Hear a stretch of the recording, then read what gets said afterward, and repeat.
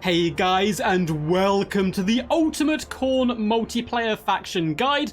I'm a Rubber Duck War, and in this video we're going to go through every single lord and hero in the Khorne roster, every single unit, every single matchup, both from the perspective of Khorne as well as their enemies, and some basic battle tactics to help get you up and running with your Khorne army so you can really start sacrificing some skulls to the mighty Khorne. Now, overall, this guide is going to be compiled of my opinions and personal experiences. I played in many tournaments and I've been playing Total War Warhammer multiplayer consistently from about the halfway point of Warhammer 2, as well as hosting events, casting games. So basically, I've seen a lot of this game in general, but at the end of the day, it is still just my personal opinion. If you disagree with anything in this guide, that is absolutely fine. If there's a unit which I say is garbage, but you absolutely love using it and have had some massive success with it, still feel free to take that unit.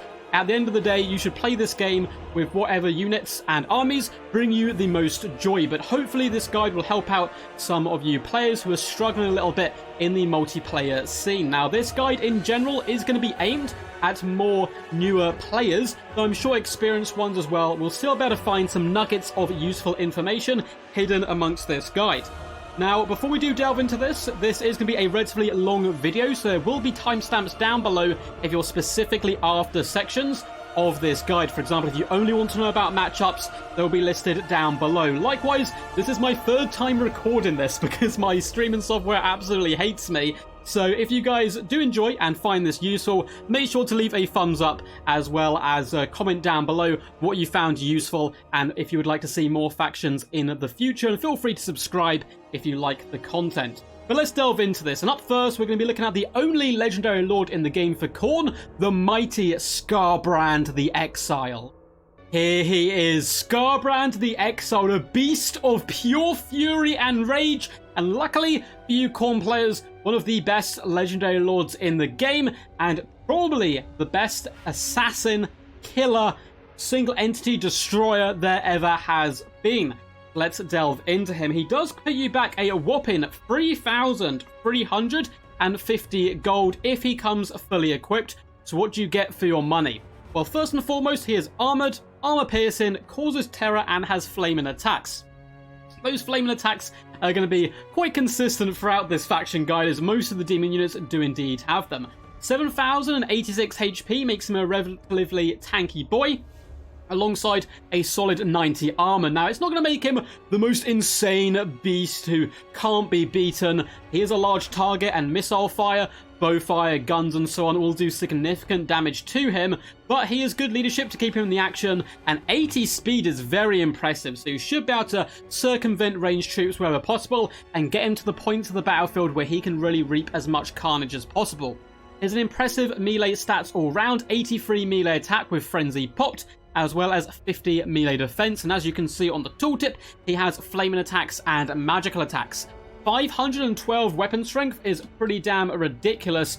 Also, considering 359 of that is armor piercing, means cavalry units, heavily armored characters, it means nothing to them. To him, he's going to slaughter them all as if they were wearing no armor at all. He has 72 charge bonus. All these stats in green, of course, are boosted by the fact he has frenzy. That's not something you can take off, so he will always have the boosted stats while above 50% HP. Skarbrand can do decent work up against enemy infantry as well as cavalry, but really does shine when it comes to taking out characters. Let's delve into his abilities and see if they synergize really nicely with his abilities on the battlefield.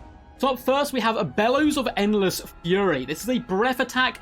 It says magic missile, but it's very similar to Dragon Breath from Warhammer 2, for example. And just like in Warhammer 2, if you're using a breath attack like this, you do not want to be shooting into the front of a unit. If you shoot down like this, you're going to catch a couple of ranks of troops, and that's all. But if you get to the side of an enemy unit, which should certainly be doable with Skarbrand and his pretty impressive 80 speed, you fire down the flank of a unit, you will get significantly more damage, but more importantly, significantly more kills. And I want you guys to remember that for later. Bellows of Endless Fury, a decent ability, but a fantastic one when combined with one of his items. Up next, we have the Wrathful Reaper. This is going to increase his base weapon damage and armor-piercing weapon damage by 50%, which is crazy huge. Now, it is considered by most the pretty big overkill. Like, an extra 50% base weapon damage on a guy who's already killing most things with one punch, it doesn't seem like it makes too much sense. But if you're guaranteed to go up against a powerful melee combatant such as Boris Urson or a Terracotta Sentinel who has so much armor and is so sturdy, this really can be a nice boon for you. It does mean he'll rip almost anyone to shreds in a matter of seconds. There's a big downside though to the Wrathful Reaper, and that's the fact it will make Skarbrand rampage. 36 seconds of your very expensive Lord rampaging is not good news. Not good news at all. One of the most powerful things in multiplayer is being able to make your opponent lose control of their units so you can fight them on your terms. And likewise, losing control of your own units is one of the worst things that can possibly happen in multiplayer, and that's just what can happen to your Lord here. Up next, we have Rage Embodied. Now, Rage Embodied is arguably one of the best abilities in the game, and definitely it's Skarbrand's best. This is the opposite of what can happen to him. He can rampage the opponent, but even better off, it is a 35-meter radius. So anyone in a 35-meter radius will indeed rampage, which is pretty crazy. We can see the size there from that circle. Anything in there will rampage if it has suffered, of course, that threshold of damage before a unit can rampage, which I believe is 20%. Now, this works wonderfully with Skarbrand's main role on the battlefield, which is to hunt down enemy heroes, lords, key targets, and single entities. If they attempt to flee and run away, which they 100% should, because Skarbrand can basically beat any character in the game, then as soon as they start running away, you pop that, you're going to get a few free hits in the back, they're going to turn around and come and engage you, and by that point, you know, you're going to be in a really solid situation. He does have the Mighty Siege Attacker, which isn't too important because this is a multiplayer guide, but for those campaign players, he can break in to settlements and so on. He has Encourage. He is immune to Psychology, which isn't that relevant. It kind of comes with his Frenzy, because he already causes terror, so the immune to Psychology isn't that useful. He has Frenzy, which is passive. As long as his leadership is higher than 50%, he gets an increase to his base weapon damage, armor piercing, charge bonus, and melee attack. He also has Fueled by Rage, increasing his base weapon attack damage and armor piercing weapon damage by 25%, which is really, really solid. Again, can be a little bit overkill and is unfortunately only active when he's weakened and below 50% HP. Up next, we have Slaughter and Carnage. Now, for those of you who have been paying attention, I said earlier to remember one of the abilities we spoke about that combines really nicely with this. And for those, I'm waiting to hear the answer. Yes, you were absolutely all correct. It is indeed the Bellows of Endless Fury. You do a shot down the line like this, you all of a sudden have 26 kills. Why is that relevant? Well, Slaughter and Carnage increases your base weapon damage and armor-piercing weapon damage based on the amount of kills you've done. So the more skulls and blood you sacrifice to Khorne by getting these kills, the better damage output you're gonna have, which is so nice with Bellows Fury because it's basically free kills, particularly at the early stage of a battle where you can shoot down the line of infantry and really pick your targets. It's gonna just make you even more of a powerhouse. Will you get 20% physical resistance as well as 25% spell resistance? This is going to be a really common trait for demons in this faction across the board. He causes terror, of course. Look at him. He is terrifying running towards you. And he also has Banish, which unfortunately gives him demonic instability. So he's basically unbreakable. But when he does lose leadership, at that point, he is going to start to destabilize and lose HP. So all around, Skarbrand the Exiled, what do I think of him? Fantastic. Absolutely brilliant. One of the best assassins in the entire game. He has amazing mass as well, so he can really pull through infantry if he wants to and escape. They're going to have to use monstrous infantry or cavalry to pin him in place. He is decent against infantry, particularly because, you know, you have the Bellows of Endless Fury as well, and he's just a big scary monster with so much damage output. But he really, really shines at assassinating characters. And the fact that he can rampage enemy in an air of effect is so incredibly useful. He is susceptible to missile pressure in general, so factions like Grand Cathay and Kislev can be a little bit problematic for him. And if you get bodied down in an infinite amount of peasants like this, it doesn't matter your mass, you will get pinned in. And the fact that his armor at 90 is good and his HP is solid, he can't beat back an infinite amount of infantry. He's not an infantry killer, he is a Lord Precision Assassin, despite his large demonic frame. Let's break him down a little bit more, as well as his costs of his items and abilities. What I think the perfect loadout for him is, we'll do all of that in the army screen. So Skarbrand the Exiled, a very impressive lord in general, and one of my personal favorites in the game in general.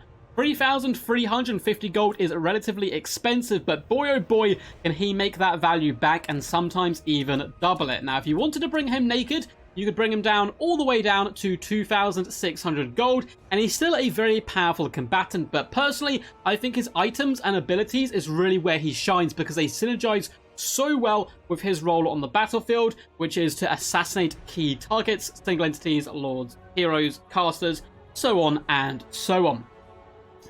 Slaughter and Carnage, 200 gold. It is the most expensive item and ability he is going to have, but it is really quite lovely, particularly in games where you know there's going to be a large amount of enemy troops. In a land battle, for example, you're going up against Grand Cathay, they tend to go big 20 stacks, turtle as much as possible, and onion build it up a little bit. This is great because there's so much free damage, you're just going to boost your own stats. Likewise, in domination game modes, which tend to go on a little bit longer, Slaughter and Carnage is fantastic. There's plenty of opportunity to get kills, and if you die and come back by being resummoned onto the battlefield, you keep this ability. So you keep the kills, and therefore you keep the buff as well. In the majority of games, you are going to want to bring Slaughter and Carnage. Rage Embodied is just by far and away one of the best abilities I've ever seen. A Rampage Air Effect is disgustingly good. If you're really experienced players, you can break a lot of the rules I'm going to say today. But for new players, I would always recommend bringing Rage Embodied in every single battle you ever do. There is going to be one or two instances where it maybe isn't the most optimal, but as a rule of thumb, Rage Embodied Fantastic is basically a must pick.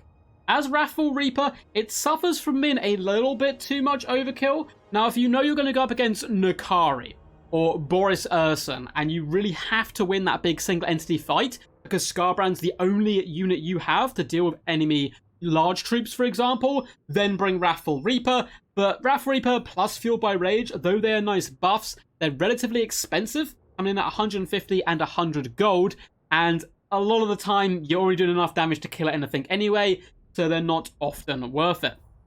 Bellows of Endless Fury, 150 gold, you're not even really bringing it for the damage it can deal, simply for those early kills, which will allow Slaughter and Carnage to become even more prevalent. You have great speed, and as I said previously, Bellows of Endless Fury, please try to get around the flank of the enemy and shoot down range. You're going to catch many more units than just shooting straight into the front. So in this loadout, he's 3,100 gold, pretty expensive stuff in general, but an absolute monster.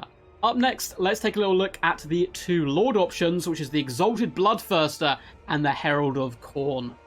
So up next, we have the mighty Exalted Bloodthirster.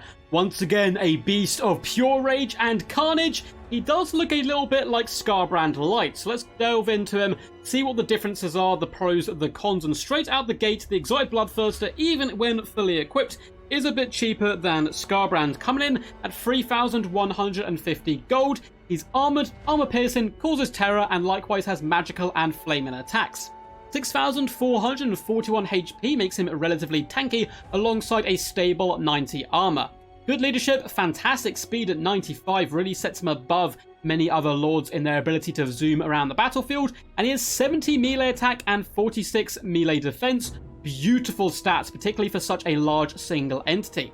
He has 435 weapon strength, 304 of that is armor piercing, which is certainly very lovely, and 55 charge bonus. If you look at these stats, you may be thinking, well, he's just Skarbrand, but worse. Why on earth would I bring him? He's not that much cheaper. And well, we can find the answer down here in his abilities. So he does have a lot of different abilities and items compared to Skarbrand. Up first, he has a Bloodthirst, increasing his charge bonus, speed, and charge speed. All of these are very crucial in cycle charging. So the Bloodthirst are very good at moving in and out of combat. And considering he can fly, he can even do that a little bit better than Skarbrand in general. He has Deathbringer, which is going to increase his base weapon damage and armor piercing weapon damage for 29 seconds by 50%. Much like Skarbrand's axes, however, it is often considered major overkill, but once more, if you are guaranteed to go up against a large single entity like a Terracotta Sentinel, then it could be well worth the investment. He has a Bellows of Fury, which is quite useful. Unfortunately, this ability does not synergize with him on any of his other items or abilities like it does Skarbrand, which really actually makes Bellows of Furies a lot worse. It can also be quite hard to aim this with the Exiled Bloodthirster, because if you try to shoot up in the skies, it's going to go directly down on the enemy and not couch out as many units. However, you have the ability to fly, so you're very mobile and you get into good positions, land, and then shoot down the line on your opponent. We also have the Burning Rage, which is a cheeky little explosion to get you out of dangerous situations. Siege Attacker, Encourage, the ability to fly and land, which is quite nice. Wrath of Khorne, which is a explosion on enemies when casting, which is particularly useful against Tzeentch as well as Grand Cathay. We have Wounds, unfortunately, so when his HP drops below 25%, he's going to take a bit of a nerf. He comes in with 20% physical resistance, 25% spell resistance, and causes terror, and once again is a demon, so he has that demonic trait. How do I feel in general about the mighty Exalted Bloodthirster? Well, I think he's good for a cheap option. I think he'd be very good in many another roster, but he is Skarbrand light. He does everything Skarbrand does, but slightly worse. Now, there are times you'd want to take him. If you're trying to save a bit of money, or if you really want to dominate the air game, you can pair him up with a basic Bloodthirster, for example, and go after Tzeentch. He's got fantastic mass, great sniping capabilities, as well as being able to kill a decent amount of infantry, but still suffer from the same problems Skarbrand does have. If he gets bogged down by infantry, if he gets shot, he can go down relatively quickly because he is such a large model and good HP and armor, but not fantastic, and that can be a real problem for him. But look at his mass, just flinging Spearmen left and right to get on top of this Lord Magistrate, and he's going to be able to whip him into shape relatively quickly. We'll speak a little bit more about him on the army screen, but before we get there, we have the glorious Herald of Khorne, piloted expertly here by my PC ally. Here he is coming on one of his mounts. Now, the Herald of Khorne is by far the most versatile of the lords for Khorne, due to the fact he actually has mount options. He can come on a Juggernaut or a Blood Throne that we're seeing here, and all of them favor him in different abilities as well as different matchups and so on. You can see that AI is trying to do some really janky stuff, but also pop in at some lovely 360 wheelies and trying to get out of this dangerous situation. He does cost you 2,250 gold if you bring him fully kitted out on his most expensive mount, which is this bad boy right here. And he comes in with some pretty solid stats. We're going to break down his stats on the army screen because they will change significantly depending on what mount you keep him on. But he has some really good abilities which sets him apart in his role on the battlefield compared to a Bloodthirster or Skarbrand. Now, he comes in with Foe Seeker and Deadly Onslaught. Experienced Total War multiplayer players will have seen these before. They buff his charge bonus, weapon damage, armor piercing, gives him a little bit of his vigor back, and increases his speed. But where he stands apart is going to be in the Locus of Wrath ability, which is plus 40 melee attack in an area of effect radius of 35 meters for 25 seconds. That is absurd. You can turn your basic warrior, basic halberd unit into a slaughter machine just to grind through the enemy really quickly. Likewise, he comes in with the Hellblade. If he gets over 60 kills, he buffs his base weapon damage and armor piercing weapon damage, and he comes in with Revel in Slaughter, increasing his leadership and melee attack. Now, what does Revel in Slaughter, as well as Locus of Wrath, tell us about this unit in general? He is, despite having fantastic stats, which we'll again break down in a minute, he is not a character assassin.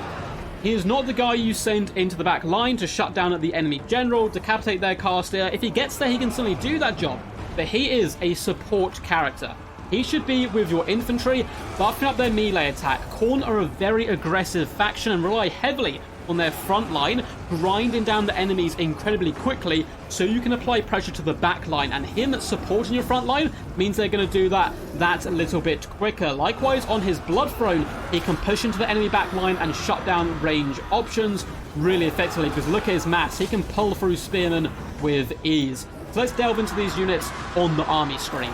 So the Exalted Bloodthirster, certainly a rather impressive model in general, but is he worth it when it comes to cost and viability in multiplayer? I certainly think that I've been a bit harsh on the Exalted Bloodthirster because I do think he is just a worse Scarbrand. He certainly has some niche matchups and some options with your army which he synergizes with particularly well.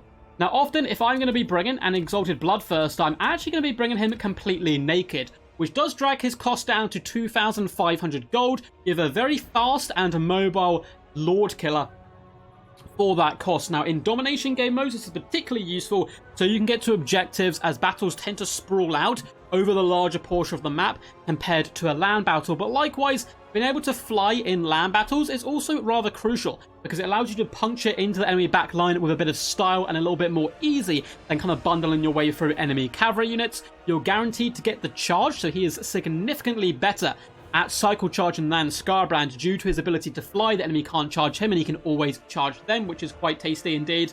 And yeah, he's all around a pretty powerful beastie. Now as for his items and abilities, we can see 150 gold to 100 gold is where they go. Burning Rage, it's an explosion to get him out of trouble. I would argue for 150 gold is actually a rip-off. I don't think it does enough damage, and if he's got pinned in by something, it tends to be something like a monstrous infantry or really elite cavalry, which the explosion won't do much damage against. He can easily pull himself through infantry.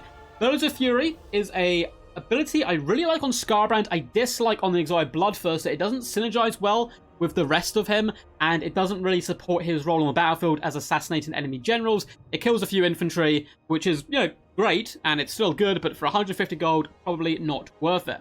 Deathbringer really does suffer from the fact it's a lot of overkill. I would only ever bring this ability if I'm guaranteed to be going up against someone who has powerful single entities or lords themselves. Bloodthirst is nice if you've got a little leftover cash. It is one of the cheaper of his abilities. 100 gold increases his speed, charge bonus, and charge speed. Really helps out with those cycle charging engagements and allows him to punch significantly above his weight. Wrath of Khorne damages casters, incredibly niche ability. Would recommend trying it out against Grand Cathay and Tzeentch if you think they're going to bring multiple casters. Particularly Tzeentch is where this is really going to shine. But apart from that, I would normally leave it. Bringing in Bear probably is the most cost-effective way to go. Now, he does stand out from Scarbrand in some aspects. He may be a worse Lord Killer, single entity killer, and just damage dealer in general. And we've spoken about that he can fly, so he's a little bit more mobile around the battlefield. But he also allows you to contest the air game, which is massive. Particularly if you're up against a faction like Tzeentch. They've brought an Exalted Lord in the sky. They have Doom Knights. How do you compete? You, as Khorne, you only really have Furies, as well as the basic Bloodthirster to fight in the air. And in fact, bringing a Bloodthirster alongside an Exalted Bloodthirster, all of a sudden, a faction which doesn't normally have much air presence has a bucket ton. You add in a couple of Chaos Furies, what's beating you in the air? Certainly not much. Now, this is an expensive investment, but it will allow you to dominate the air game against the majority of your opponents. It is incredibly expensive. You have to be very, very careful of being shot to pieces. You are large targets, but if you want to fight for the air, you want to bring a Flying Lord, then this is the guy for you. Likewise, if you know you need to go wide, for example, you're in a land battle, you know your opponent is going to go in a defensive build, you want to go as wide as possible to wrap around them and overwhelm them, but you know they may have the chance of bringing a single entity or two, then he could be a good choice for you, because you still have him to kill those single entities, but he's a little bit cheaper than Scarbrand, so you can go wider. Speaking of wider, we're going to talk about the Herald of Khorne now. One of my favourite options, believe it or not. He is a little bit less flashy, unfortunately, than Scarbrand or the Exalted Bloodthirster. He does less damage than both of them, though he still is a significant damage dealer. He's an armor piercer, he has anti-infantry, flaming attacks, but unfortunately, 3,336 HP combined with 40 armor does mean he's very susceptible to being shot to pieces and is quite squishy. This is him on foot. He has 70 leadership, which is good, 48 speed, very, very fast for a foot hero. He has 65 melee attack and 40 melee defense, making him pretty damn good in battle, and 300 weapon strength, with 210 of that being armor piercing, plus a bonus versus infantry of 20, decent charge bonus at 50. He has the Hellblade, which we've spoken about before, causes fear, not terror like the other two, and can be banished simply due to the fact that he, of course, is a demon. The main problem with the Foot Herald is, though he's very cheap, look at that, 900 gold. That's costing you basically nothing with none of his abilities. If you want to go cheap, he's a perfect option. Unfortunately, despite the fact he can still fight a lot of characters, as well as casters and so on, he is relatively fast for a foot character, but foot characters always struggle to get into the right position. If your opponent's on horseback, which they often are in domination games where it's so important to get between all the objectives, if they're just a large creature, if they can fly, if they're just near troops and they can pull you through them, he's not going to be able to get into the right situation at the right time. There's a few ways you can counter this, however. His first mount at 350 gold not only gives him that mobility advantage, also increases his durability. You can see, if we take a little look here, his HP and his armor is buffed, as well as his speed and some of his other stats, meaning that, hey, he can get into the right situation at the right time. I would recommend bringing him on a Juggernaut if you're going for a large cavalry corps and you want him to buff them up with some of the buffs like Revelin Slaughter and Locus of Wrath. My favourite mount option, however, is the most expensive one. At 800 gold, you can mount him on a Blood Throne, which is basically just a Blood Shrine. Why would you want to do this? It does, in a way, make him worse at killing lords and heroes, because his attack animations send him spiraling all over the place. It does, however, make him better at killing infantry, but more importantly, it increases not only his survivability, but his ability to harass the back line and cause absolute havoc. His backline harass is top-notch. On a Blood Throne, he can quite comfortably push through the enemy front line and start messing up their backline really, really effectively. So if you're going up against Grand Cathay, you're going up against Kislev, you expect there may be some Streltsy backline play, or Tzeentch with their blue and pink horrors. This guy can skirt into the back line and start running them over really effectively. As for his ability, Bowseeker and Deadly Onslaught are 100 gold and 150. If you have leftover money, feel free to take them. They're better than putting chevrons on your units.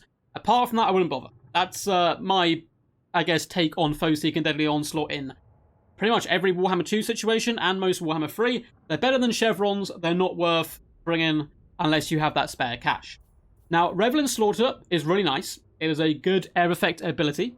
Increases your leadership by 8 and your melee attack by 8. This is only if he himself is in combat. So if you are going really wide with loads of infantry, which you will often want to do with Khorne, and you stick him in the thick of the action with some of your best units, buffing them up to grind through the enemy that little bit quicker is very nice. Now, 150 gold I think is decent, but my favourite ability at 150 gold is the Locus of Wrath. Plus 40 melee attack is absurd. It allows him, in comparison with some weaker heroes, to do the exact same job Scarbrand could do by assassinating the enemy, by buffing up all these heroes, or like, you know, buffing up some Minotaurs or whatever.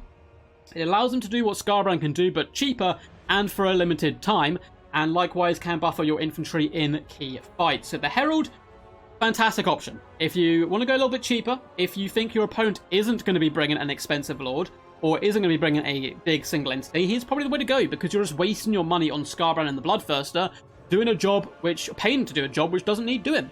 And he is just as good as them at killing enemy infantry. Of course, worse against those single entities. And yeah, is a little bit more forgiving as well, because if you do, unfortunately, if you're a new player, which I expect you are watching this guide, if you get him killed, it's not the end of the world. He's not that expensive, and I won't tell anyone you made that mistake. All around, a really fantastic set of lords.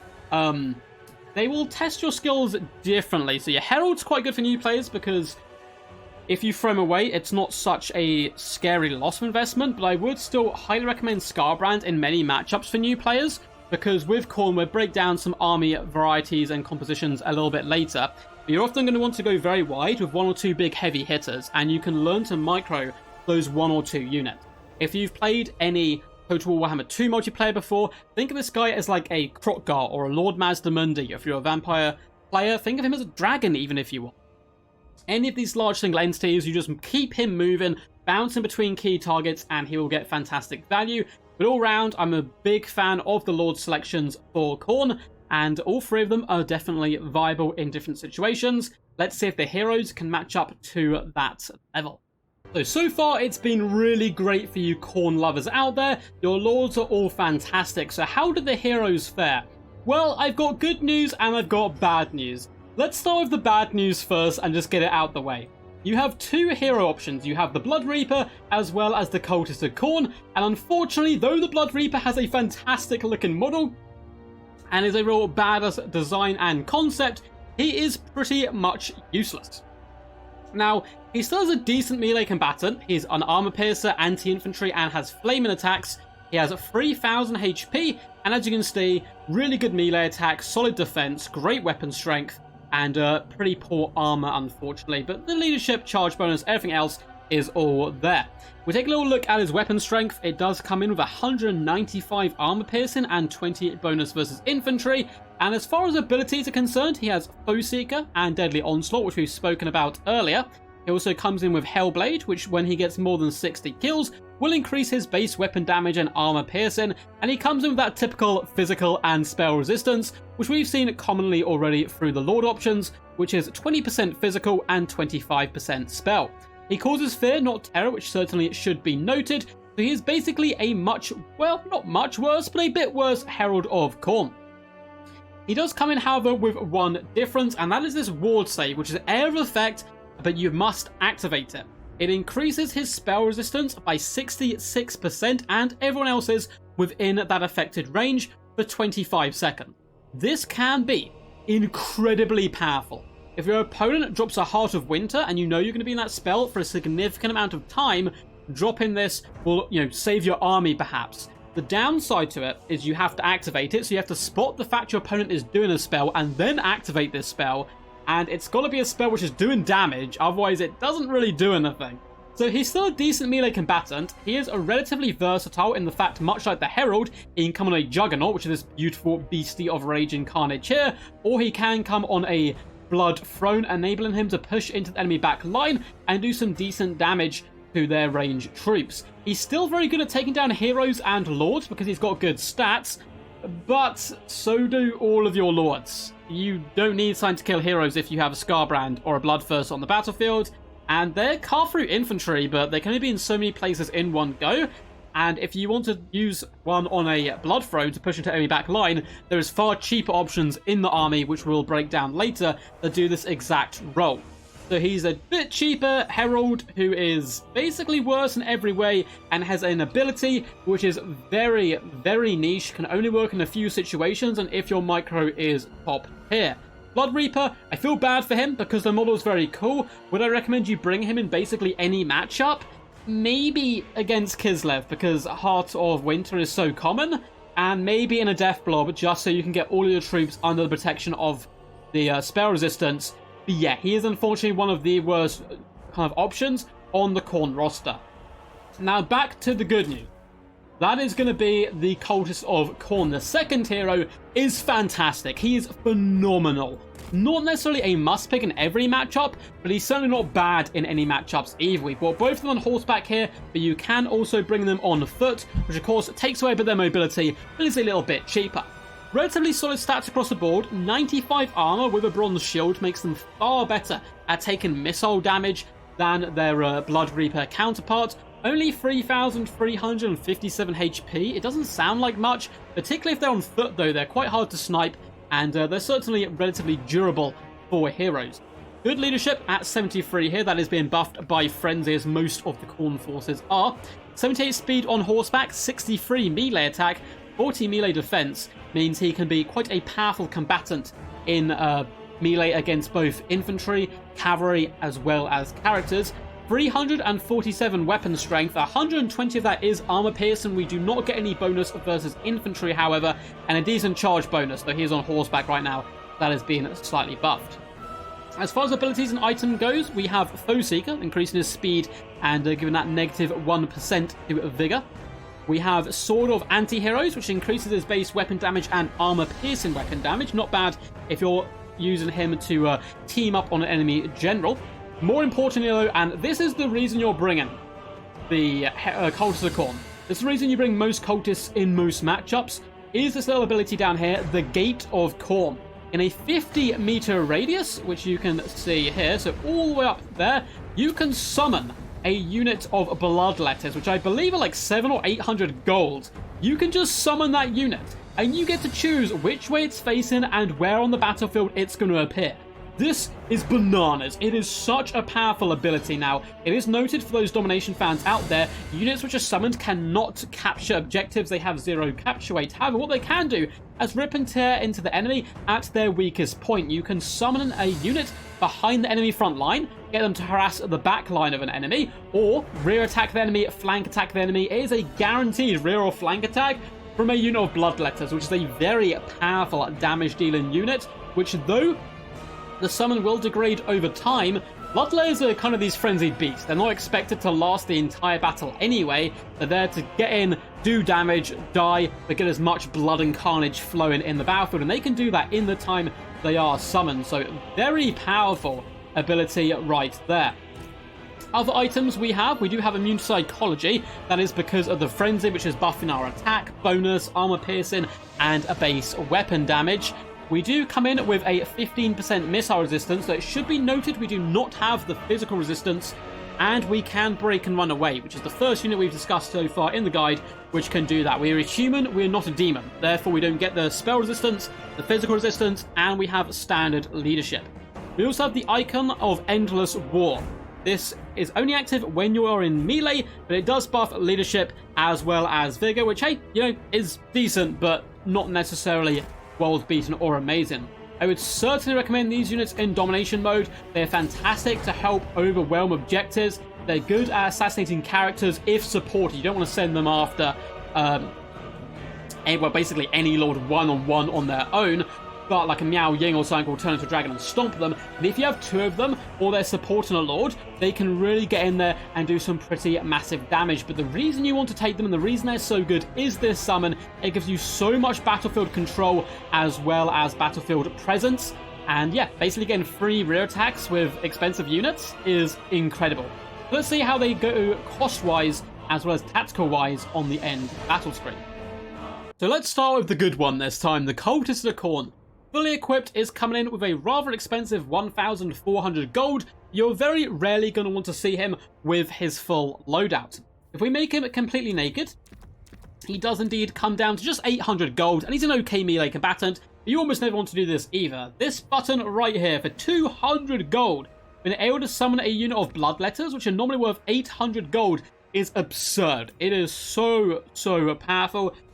For domination, you can't do the capture weight, but it's still good to get troops quickly onto the battlefield, and well in land battles, hopping into enemy back line if they've turtled with a unit of Bloodletters, or helping them break the front line by rear attacking troops that are trying to defend against your onslaught is really quite useful. As for the Chaos Steed, it depends on your style of play and what you're doing. If you are playing domination, it can be really useful to get to objectives a little bit quicker, but for the majority of the time, I recommend bringing him on foot. He's a bit cheaper, he's still going to have the same damage output, he's going to be absolutely fine in combat. You can still get the Gate of Khorne, though it is a little bit harder to put it in the right position. But Khorne in general are considered an infantry push faction or an infantry rush faction, so being on foot, he's not really going to be behind the times too much. He should be with the majority of your army. Now, at 150 gold, the Icon of Endless War, I personally don't think's worth it. Again, it's better than putting chevrons on your units. If you have leftover money, feel free, but extra leadership and a bit better vigor? Not amazing. Likewise, the Sword of Anti-Heroes does make him a pretty fantastic duelist for a short period of time, and unlike the Bloodthirsters and Scarbrand's abilities, it's not overkill because he doesn't have these most insane stats ever, so the extra 50% certainly helps out. And if you've gone for 2 of these bad boys on foot, as well as a Herald of Khorne maybe, then the Sword of Anti-Heroes could be worth it if you're expecting trouble in the sign of big heroes, lords, or indeed single entities. But personally, my favorite way to bring him, Gate of Khorne on foot, cheap, cheerful, gets the job done, and I would recommend bringing this guy in basically every single matchup. They are very cost effective. On the other end of the spectrum, I'm afraid, is going to be the Blood Reaper. Better stats in general than the Herald of Khorne, can do more damage, but a lot less viability on the battlefield due to the fact he doesn't have the summon. He is simply a worse Herald of Khorne. He does the exact same job all of your lords do, but worse. And if you want to bring him on a Blood Throne to harass the enemy back line, there's cheaper options. You can just bring a basic Blood Shrine. Now, the only thing which really makes him stand out is that if we can have him completely naked, he is 800 gold, but you're almost always going to want to bring the Locus of Abjuration here. increasing that spell resistance by 66%. The only time you really want to bring this is if you think your opponent is going to go for big air effect damage spells, and if you can keep your army in a blob. So if you're going for a blob build, a big old Death Star with a load of large single entities and a load of elite infantry, and you keep them really nice, tight, and compact, this will save you from some of the worst magical barrages and damages in the game. Big final transmutations, Hearts of Winter, Seer and Dooms, all that nasty stuff. This will save you. Personally, I wish this item would be reworked so it was like 20% spell resistance, but it was constant. Then I think this guy would actually be pretty solid. The fact you have to click it at the right time is a lot of micromanagement. It is very subjective to the matchup, the timing, what your opponent's brought. It's almost never worth bringing this guy. But hey, 3 fantastic lords, and out of 2 heroes, you got 50% of them. You can't be too mad. But up next, we're going to be looking at the section which is infantry, something Khorne are famous for, and is arguably where their best units are kept. So let's delve into that. So I've split the infantry into 2 different sections, the mortal men of Khorne and the demonic men of Khorne. We're going to first look at the mortal troops, and they are your chaos warriors of Khorne, and they come in 3 different varieties. We have your basic troops, we have your halberd variety, and then we have your dual weapons. All 3 of these units are certainly very viable and powerful, but for different reasons, so I'm going to break them down individually. The basic Chaos Warriors of Khorne come in with some really decent stats in general. They're not too expensive, they're kind of in that mid-tier price range. They're armoured and shielded, and of course, like almost everything in the Khorne roster, they have Frenzy because they're all about the blood and carnage. 75 models in a unit is relatively hefty, 6,750 HP alongside 100 armour and silver shields makes them very durable to missile pressure as well as combat fighting. And missile pressure is something Khorne can really suffer with because a lot of their forces don't have the greatest armor, though they make up for it with physical resistance. This unit is just durable all around in general. Great leadership, but unfortunately relatively slow. 28 speed is not quick at all, which means in domination they can struggle to get to objectives, and in pitch battles they can really suffer from taking a long time to get to the enemy. But luckily with their armor and shields, they can keep themselves relatively well topped up HP-wise while they push that formation.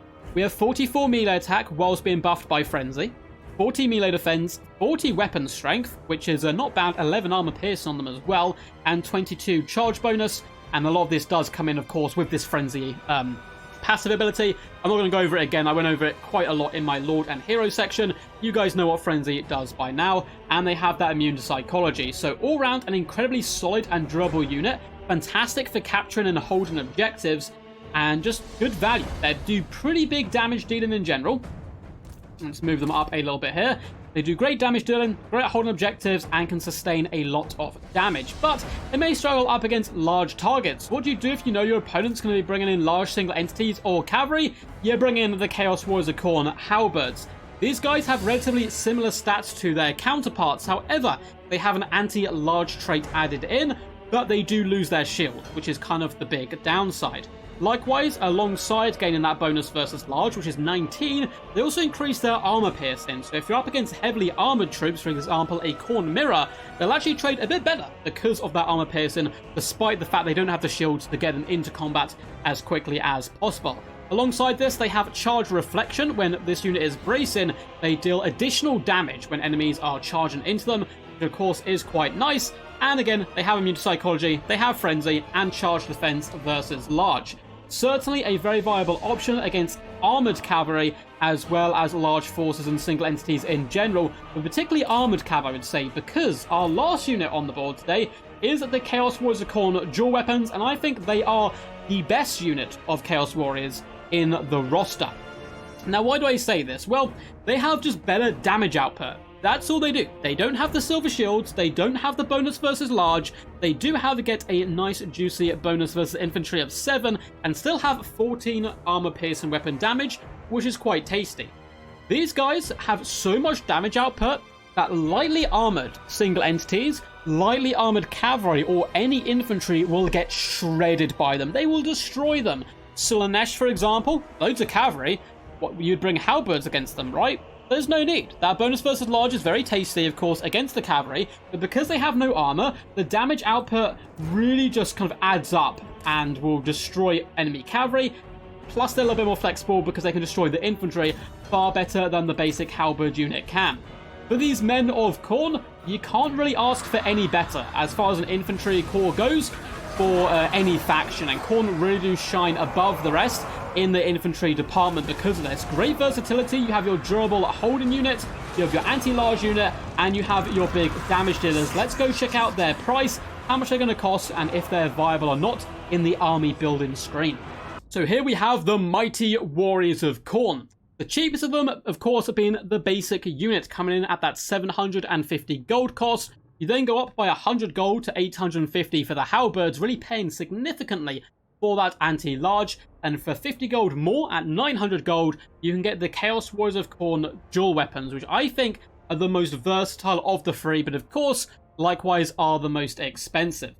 All three of these units make fantastic frontline troops. If you're expecting heavy resistance coming in from missile pressure, then I would go probably lean towards the Chaos Warriors of Khorne. They're also a little bit cheaper, can make you go considerably wider. If you're expecting armored large forces, armor in general, but particularly armored cavalry or armored single entities, I would highly recommend going with the Chaos Warriors of Khorne halberds. And if you're expecting lightly armored large single entities and cavalry and just general infantry all round, the dual weapons are certainly the ones for you.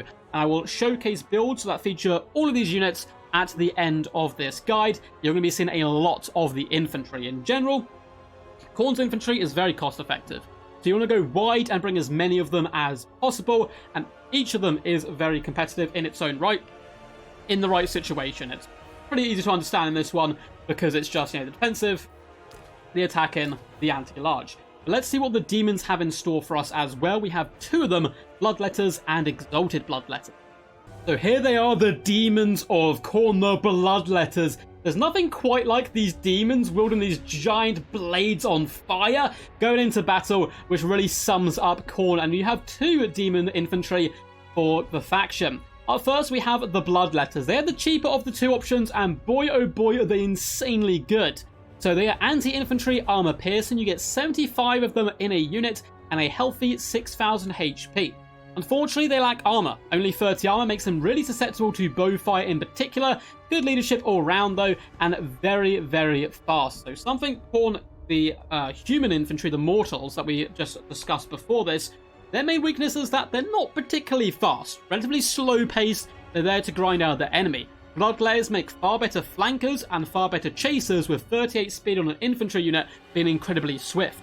We have 34 melee attack with magical attacks, no flaming though, that should be noted, and 26 melee defense. Again, that defense isn't huge, big damage output, but they will take damage against pretty much any target they hit, much like in the same way, for example, a Dwarf Slayer unit can go toe-to-toe with about 60 to 70% of the infantry in the game. It will take damage against all of them significantly. We have 34 weapon strength, which doesn't seem insane, but you should take into note it is 23 bonus armor piercing weapon damage and 9 bonus versus infantry. Loaded charge bonus is okay. We do cause fear, which is nice, and we come in with that base 25% spell and 20% physical resistance. So when do you want to use Bloodletters of Khorne? They can be indeed used in a front line if you're really looking to grind for the enemy as quickly as possible, but they're best used, in my humble opinion, on the flanks. They're very swift, so they can wrap around whilst your Chaos Warriors push up the front, and often to stop flanking units, your opponent comes in with cavalry. That is not a problem for Bloodletters. It may say anti-infantry on this tooltip. This is a tip for you guys. Tooltips lie. They lie all the time in Total War. They are great versus infantry, don't get me wrong, particularly armored infantry. They're good against Grand Cathay because they have so much armor, armored corsairs and so on they can be very good against. But cavalry tends to survive by doing a lot of shock damage and getting out of there. But because of the speed of the Bloodletters, you can tie them down and you can pierce through their armor with these great swords and drag them to pieces. So they are certainly as well an anti-cavalry option and anti-chariot. Up next we have the Exotic Bloodletters, who are certainly some of my favourite models in the game. They look incredibly brutal and angry. They're a lot more expensive than your basic Bloodletters. They do come in with better stats as well as a really useful ability. So they have 75 models in the unit, 6,900 HP. They bring flaming attacks to the party. They have anti-infantry and armor piercing. Only 40 armor, once again, makes them very, very susceptible, despite that physical resistance, to bow fire. It can really whittle them down. 70 leadership's great, 38 speed's fantastic, for the same reason it is for the basic bloodletters. 42 melee attack with magic and flaming damage is really potent and scary, and 34 melee defense is relatively solid. We have 44 weapon strength, which is an impressive 31 armor piercing and a 13 bonus versus infantry, good charge bonus, and we bring the usual cause fear, spell resistance, and physical resistance to the party. But more importantly, and this is what these guys are wielding in their hands right now, we get the Hellblade. Increased base weapon damage, as well as armor piercing weapon damage by 20% if you get 60 kills. Now, in a standard land battle, I would very rarely suggest investing in the Exalted Bloodletters, because the basic Bloodletters do a similar job. Very good flankers, very good at taking down armored troops, and just being big damages in general, but for a lot cheaper. And unfortunately, in many land battles, you're not going to be getting to that kill count for long without losing a significant amount of your HP, due to the fact how squishy Exalted Bloodletters and Bloodletters can be in general. But in games of domination, Exalted Bloodletters can go crazy, because much like all the abilities that involve getting triggered by kills, those kills cross over multiple lives. You start a battle with a unit of Exalted Bloodletters, you go into the enemy, you get those 60 kills and your unit dies. That's fine. You buy them back and they still get the buff, which just makes them scarier and scarier. And look at this. You chuck them into chaff. We barely took any damage due to how quickly we were able to kill the enemy, and now we're buffing our stats and we're ripe for the slaughter. So Bloodletters, incredibly fast, fantastic against both infantry, cavalry, characters even, because you get past that armor of theirs. And yeah, all round a fantastic damage here, but very susceptible to missile pressure in general. So the demons of the infantry roster for Khorne, how do they fare? Well, the basic bloodletters are 800 gold, which is an absolute steal in my opinion for their cost. They're your second cheapest infantry unit, and they are blitz fast as far as infantry goes in this game. Beautifully used on the flanks, they can overwhelm almost any enemy. Likewise, if you're struggling with war sleds and chariots and so forth, you can pin them in place with other elements of your build, such as flesh hounds or furies. Bloodletters will rip into them. They will do damage against basically anything in the game, but you just have to remember they can themselves be squishy. Almost any unit can damage them back, particularly in sustained combat. Bloodletters want to grind through the enemy as quickly as possible, making them fantastic partners with the Herald of Khorne Lord option, as he can apply them that melee attack buff to allow them to do their job as quickly as possible. And hey, you can't take damage if all your enemies are dead. Exalted Bloodletters, 1,200 gold is a significant investment in a single unit. 400 gold more expensive than a basic Bloodletter to do a similar job. I do think though having one or two units, in particular in domination, because of what we said earlier of their damage buff stacking them, they can be really tasty. Likewise, against factions where you're expecting a lot of chaff, for example, you're going up against Nurgle and you think they're going to have a load of Nurglings, they can be brilliant as well, because you just target those cheap units, you drive through them as quickly as possible so you don't take too much damage, and all of a sudden you're these world-wrecking killing machines for the second half of the battle. An incredibly good unit. The basic Bloodletters are far more forgiving for you new players because they are cheaper and you're less likely to throw them away. The main weaknesses to them being cycle charged by cavalry. So if you, I said earlier they're good against cav, they're fantastic against cav if you have other elements to your build to pin the enemy in place, but otherwise weaknesses are cavalry and range. Hence why I think they're best on the flanks to avoid the range, combine them with flesh hounds or cavalry of your own to counter enemy cav. Infantry for Khorne, fantastic. Some of the best in the game, very versatile, you have a little bit of everything, and yeah, it's not much more can be said about that. Every single unit is completely viable. I do get quite a few comments of people telling me when I bring a lot of Bloodletters, why do you bring Bloodletters? You have dual weapons, they're also damage dealers, but they're armored and they're better. The main difference there, and I'm not knocking the dual weapons, I think they're a brilliant unit in multiple matchups. The reason you would sometimes bring Bloodletters over them, despite the fact they're also cheap, which is nice, is that speed. And speed in multiplayer is everything. Hence why rampaging opponents and stopping them using their mobility and speed to get out is so good. And we spoke about that earlier with Scarbrand, as well as some of his pros and weaknesses. The speed on the Bloodletters, pin in chariots, hunt down cavalry, get onto objectives quickly in domination, flank the opponent quickly, is so crucial. And I think the Bloodletters are one of the best units in the Khorne roster. Maybe not quite the best. We'll get to what I think the best unit is a little bit later. But up next, let's take a look at the Cavalry and Chariots that this faction has to offer. So here we have our Cavalry and our Chariots. Unfortunately, it's not exactly the most versatile of units. We have 2 units of Cavalry, one of which is mortal and one of which is demonic. And then we have a lone single chariot in the form of the Khorne's Chariot. We're going to start with him first. Now, many of you experienced players from Warhammer 2 may recognize this beast, and that's because the basic Warriors of Chaos faction also has Khorne's Chariots, and yeah, they do exactly the same thing as they did back then. They're armoured, they have decent armour piercing, they're anti-infantry, and do come in with Frenzy, which is quite a nice addition. 4,920 HP on a free model unit is pretty substantial, and 130 armor makes them incredibly durable, at least as far as chariots go. Good solid leadership, fantastic speed at 66 for a heavy chariot, not the fastest of course compared to light chariots.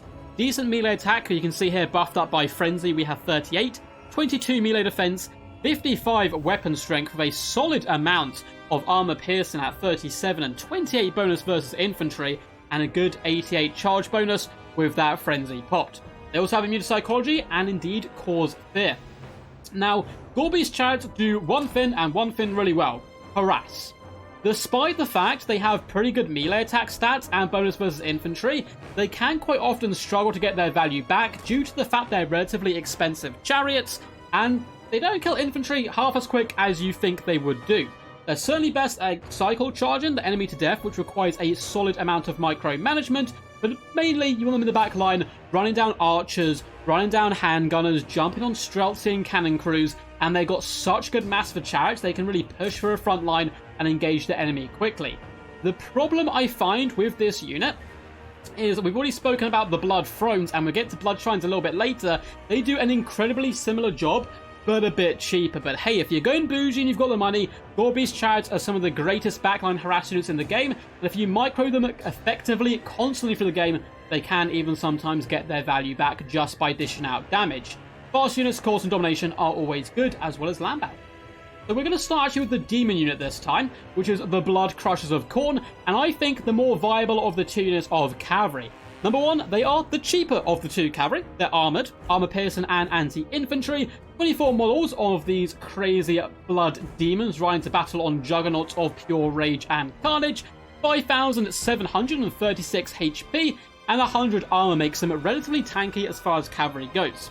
Solid leadership, 62 speed is not the fastest for cavalry, but it's likewise, faster than most things you have on the roster, so that's good. 40 melee attack with magical attacks, 34 melee defense, 60 weapon strength coming in with a really solid 42 armor piercing and 18 bonus versus infantry, 55 charge bonus. Much like the Exiled Bloodletters, these guys come in with the Hellblade. If they get more than 60 kills, their damage output all of a sudden increases significantly. And though 100 armor is good, it's even better considering they have 20% physical resistance on top of that, making them relatively tanky. 25% base spell resistance, as is expected, and they do indeed cause fear. Now, the problem I find with these bad boys is they're pretty expensive, and they're not that quick for cavalry. Khorne, in general, go for a relatively fast push, as in you need to attack the enemy immediately, because you have very limited range options and no magic options to kind of kite and poke down the enemy. These guys aren't that much quicker than just moving infantry around the flank. And you don't want them to engage prematurely, so you really want your infantry to hit as your cav hits the flank, and you could have just sent Bloodletters much cheaper around the flank to do a relatively similar job, which of course is a bit of a shame here. Likewise, you have no backline to protect. Cavalry in these type of games are often used to push the enemy flanks, get in the backline, or protect your own flanks, and you don't really need to do that. Likewise, they're good at pinning in single entities, but you have some of the best single entity lords, best single entity killers in your lord selection already, so you don't really need to pin them in place. You could just rampage them, for example, with Scarbrand. However, in domination mode, that unit is certainly viable, the Blood Crushers, due to the fact their damage output will go over the course of many lives. Now, the Skull Crushers, a fan favorite here by me and on the channel, more for their style and awesomeness than their actual, I suppose, damage output on the battlefield. Now, don't get me wrong, they do a load of work. So they have 6,072 HP, 24 models in the unit, armor and shielded, armor piercing, anti-infantry, frenzy. 130 armor with bronze shields is pretty ridiculous. They're quite impervious to light arms fire. 75% leadership, 62 speed, again not the fastest cav in the universe, but speed is always useful. 50 melee attack when frenzy is popped, 40 melee defense alongside that armor makes them very durable. We have a nice weapon strength, 50 of that is armor piercing, though they do not have the anti-infantry, so that is lacking. Great charge bonus, they are certainly shot cav, meaning you want to hit the enemy, run away, and hit them again. They rely heavily on their stats getting buffed by charging. The other unit, the Blood Crushers, bit better in durable combat, particularly that physical resistance. However, the Skull Crushers, you really want moving in and out of combat as much as possible. With that frenzy, they do have immune to psychology, and once again, cause fear. Their main problem, they're really expensive, and they don't synergize super well with the rest of the build, which is a big fat infantry push. Massive, look at the work they can do though, charging in to Jade Warriors, catch them unaware. They do so much damage without taking too much in return, but is it worth the cost? Let's break it down in the army building screen. So here we go, the cavalry and chariot options, they're all relatively expensive, unfortunately. No cheap skirmish cav for you, but you make up for that in the monsters and beast departments with warhounds, furies, and fleshhounds. We'll get to them a little bit later on. But let's start with the Gorbeast chariot. 1,200 gold. It does exactly what it says on the tin. Fantastic at harassing enemy back line. Relatively durable for a chariot, which is quite nice. It can shrug off enemy light skirmish cav. Will still be pinned in and destroyed if it stays still for too long, or if heavy cav or monstrous infantry does able to get a hold of it. Now, in general, Khorne really do rely on quite a few backline harass tools, because you don't have any range yourself, you need to push the enemy and overwhelm them, and if your opponent has guns firing that entire time, there's almost no chance you have to succeed. The problem for the Gorbeast chariot is you have warhounds, fleshhounds, and furies, which all do a similar job for much cheaper. Likewise, many of your lord options, particularly on blood shrines, can push into the enemy back line and do a very similar job to the Gorbeast for cheaper. But if you have the leftover funds, it is going to do more damage than, for example, a blood shrine and do the same job, but it's that extra gold which is the problem. If you have the extra gold, it's well worth investing in, but if you just want a backline harass unit to stop yourself being blown to smithereens, I would really recommend instead going after a blood shrine or upgrading your lord to be a little bit more effective at doing that. For the cavalry, 1,500 gold for the Blood Crushers is the cheapest cav you can get, which is pretty damn absurd. That's some relatively elite cavalry. Now, I like their stats throughout, and I think in domination mode, they certainly have a place, maybe just 1 or 2 units. They can get to objectives that extra bit faster, and every second matters in domination, and the fact that their Hellblade rolls over into other lives can be particularly useful and deadly. But at 1,500 gold, I think they're a little bit overpriced for what they're going to do in your standard land battle. If you're really worried about speed and your lack of mobility, they are a solid option, but certainly not fantastic.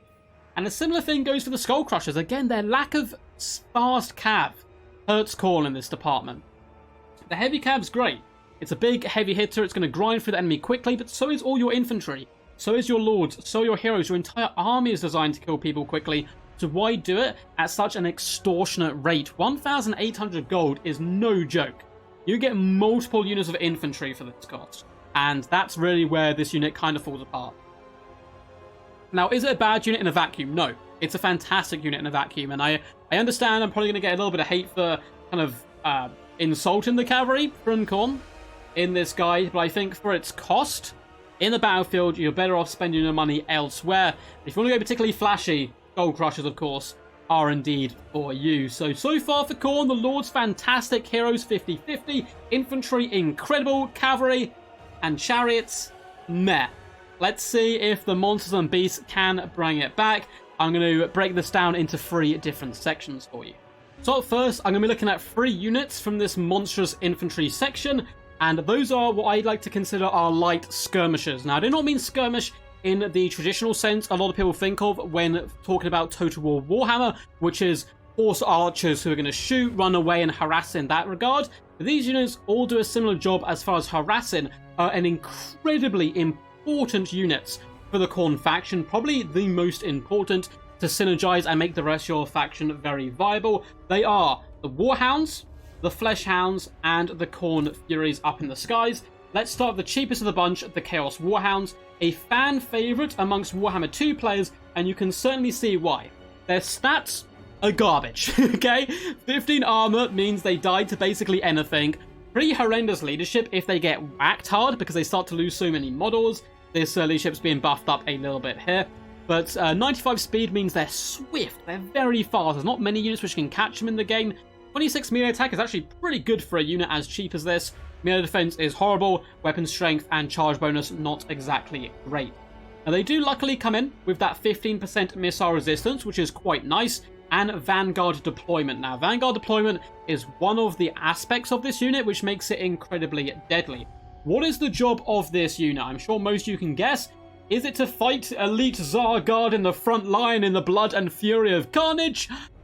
No. And for those who shouted out yes, please watch the rest of this guide about 4 times because you need help. The Warhounds, they dive into the back line and they shut down archers. They shut down artillery crews. They rout or chase and finish off routing units. That is their job. Their speed allows them to do that. Now, they are relatively fragile, which can be a little bit problematic, of course, particularly for new players, because if they get jumped or charged by cavalry, they're simply going to be dead. But they're incredibly cheap, so if you lose a unit, it's not the end of the world. Vanguard deployment means they can be deployed outside their own grounds. For example, we're going to deploy them all the way up in the back here, and we can be floating down into the rear of this enemy formation. Now, they can rear attack infantry to help secure a swift victory in the front battle line. Are they the best unit for it? No, because they're incredibly weak and will suffer greatly from doing so, though. Flank attacking and rear attacking the enemy is always crucial. Their main job, chase off routing units with them. It's going to be great value. You're very fast. You're going to do it quickly. And shut down artillery crews and range units. I would highly recommend often putting these units in Vanguard deployment. If the Vanguard fails, your opponent, he's got some kind of big brain play and he captures them instantly, it doesn't matter. They're relatively cheap. Up next, we're going to look at their upgraded version, which is the Fleshhounds of Khorne. And in my little humble duck opinion, the best unit in the Khorne roster. And I think they have been from release. These guys not only look ferocious and angry and mean, they back it up stats-wise. Only 24 models in a unit means they've got a lot less models than your basic Warhounds. However, they make up for it in the fact they have 4,632 HP. 30 armor isn't amazing, but they do indeed come in with that 20% physical resistance, which really adds up, alongside the 50% spell resistance, which is crazy. They cause fear. They have rapid, 95 speed, 38 melee attack with magic attack, and there's so much in this game with physical resistance. Magic attacks circumvent that. They can do really good work against opposing demons, for example. 26 melee defense is not amazing, but it's actually not that bad on a unit like this. 65 weapon strength is very impressive, and 22 of that is armor piercing, and a solid 46 charge bonus. Much like your basic Warhounds, these guys have Vanguard deploy, and they should certainly be used to flank the enemy and shut down their range tool, just like the basic Warhounds. However, they also serve as amazing objective catchers in domination mode. They count as large, so bonus versus infantry troops don't get the bonus versus them. And they can beat most light tier and even some mid-tier cavalry if they get the charge without receiving the charge. For example, Winged Lancers of Kislev, you charge them with the Fleshhounds, you're going to have a great day. They're also incredibly good at chasing down squishy lords, for example, this Lord Magistrate, or any mages and other kind of weak casters and so on. They do a much better job than the basic Warhounds at rear attacking and flank attacking enemy infantry, but you should normally fight supported. If you're going to be fighting infantry like that or cavalry, have your front line smack into the enemy and pin them in place as an anvil, and these are your cheap, fast-moving hammers to clatter into the flanks of the enemy and overwhelm them. They are disgustingly durable for a swift unit like this. Almost always bring like at least 3 units in domination. Landbows, it's a bit more, how much money do you have? They are the Warhounds, but better in every single way. Up next and last, we have our last harass unit, which is the Chaos Furies of Khorne. Now, Furies are incredibly swift. 110 speed is no joke, and as you can see, of course, they can fly. 3,870 HP with only 20 armor makes them incredibly squishy, particularly to bowfire, gunfire, projectiles in general. But they got the speed to get into the right situation at the right time. An amazing 44 melee attack with that frenzy popped. Once again, with magical attacks. 18 melee defense is really lacking. And alongside that low armor and low HP pool, it can be a recipe for disaster. Great weapon strength, great charge bonus, and it looks like they get 13 armor piercing, which is quite tasty. They have immune psychology because of that frenzy, and of course come with the base physical and spell resistance alongside fear, and Vanguard deploy is of course lovely. This unit is amazing for its price. It's very powerful, but it's great at flanking the enemy. It's great at shutting down the enemy backline troops because they can fly over the enemy. If they've got cavalry, you can't stop them. They're going to get the charge on you, which obviously is really nice. Likewise, they're really good at killing lightly armored infantry. Push them into the flank of the enemy or into the rear of the enemy fighting the front line. They will overwhelm them incredibly quickly. There is a big downside, and that is the fact Khorne don't have the best air force in general. You can bring an Exotic Bloodthirster and Bloodthirsters, but apart from that, the Furies will be on their own, and lots of factions in this game have far better air corps than Khorne, and because of that, the Furies can often be overwhelmed and taken down. I'd highly recommend bringing them though in domination. Though they cannot cap objectives because they are flyers, they can still get to objectives really quickly and are quite swift at dragging down enemy infantry, and just being able to fly is really nice, particularly if you need to contest the air game. Take Colour Bloodthirsters, take the Furies, and you should be absolutely fine. Look how quickly they shred these Peasant Long Spears without taking too much damage in return. So let's see how much these bad boys cost in the army building screen. So, for your fast and hard hitters here, we have 700 gold for the Fleshhounds being the most expensive unit. Next up is the Chaos Furies with 550 gold and 400 for the Chaos Warhounds. Now, these three units, unsurprisingly, I'm sure to you smart people out there, pivotal to how Khorne play. Your infantry, your main kind of mortal infantry is slow, and your bloodlayers, which are fast, are susceptible to bow fire. So, all round, you compass those two things together, ranged troops will decimate Khorne if you allow them to, so you have to get in the back line and you have to shut it down. It is the only way to win in this scenario. Of course, you don't need these units if you're up against, for example, Slaanesh, who are a melee-centric army as well, very classy of them.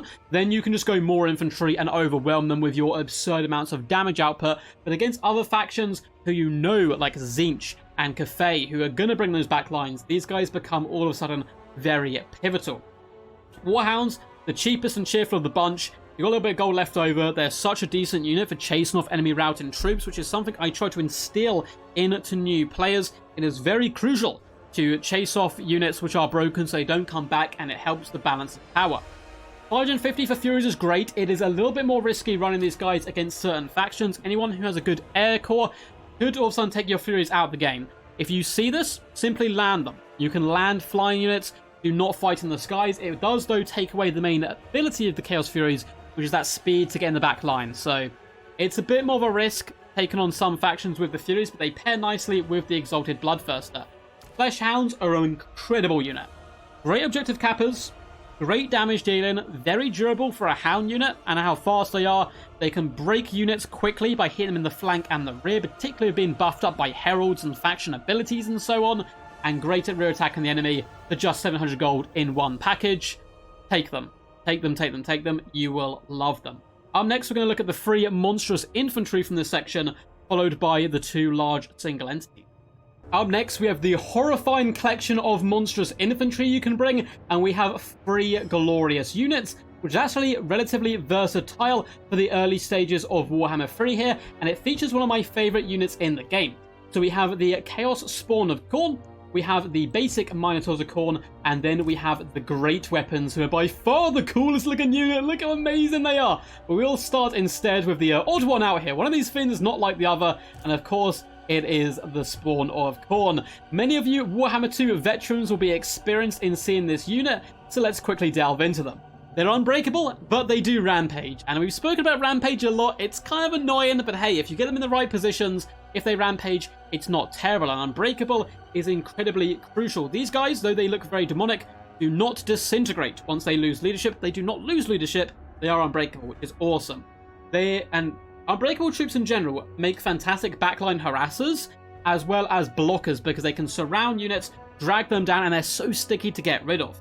6,576 HP is very healthy for a unit of 12 models, but there's a problem. They do not come with that physical resistance, and they only have 10 armor, meaning the missiles will rip them to shreds in seconds. You have to be very careful where you place your spawn. They are unbreakable with their 100 leadership, 42 speed makes them pretty quick, great damage output with 40 melee attack, combined with 190 weapon strength, 47 of that being armor piercing.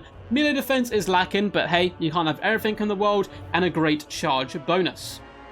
They cause fear as you'd expect, because look at these guys. Not to be mean, but they are pretty horrifying. If I saw them down a dark alley, I would certainly be running the other way and praying to the old ones. This unit, so good at tying down enemy troops, and they've got good mass. Mass is something which is becoming more and more needed in general in Total War. Your opponent's got a load of war sleds and you're really struggling to pin them in and take them down. Your opponent's cycle charging you with cavalry and you don't know what to do. Mass is the answer. And these are the cheapest monstrous infantry you can get for Khorne. Fantastic mass. Someone bumps into them with chariots. They will not fall over. They will stand their ground and then box in the chariots so they can't run away. Really solid unit all round. Up next we have the basic Minotaurs of Khorne. Now these guys, a little bit more durable. They got some decent armor. So for 12 models, you get 70 armor and 6,168 HP. They're armor piercing, they're armored, and they're anti-infantry. Not only that, they look freaking amazing. I don't care what anyone says, they are awesome. They have solid leadership, they have quite fast speed as well with 56, which is certainly not too bad. 36 melee attack and 30 melee defense may not seem a lot from the units we've already spoken about, but for a monstrous infantry unit, that's quite a lot, because monstrous infantry units and big monsters tend to not have the greatest attack and defense because they have so much weapon strength on top. We have 110 weapon strength, speaking about it, 77 armor piercing, and 18 bonus versus infantry, 44 charge bonus.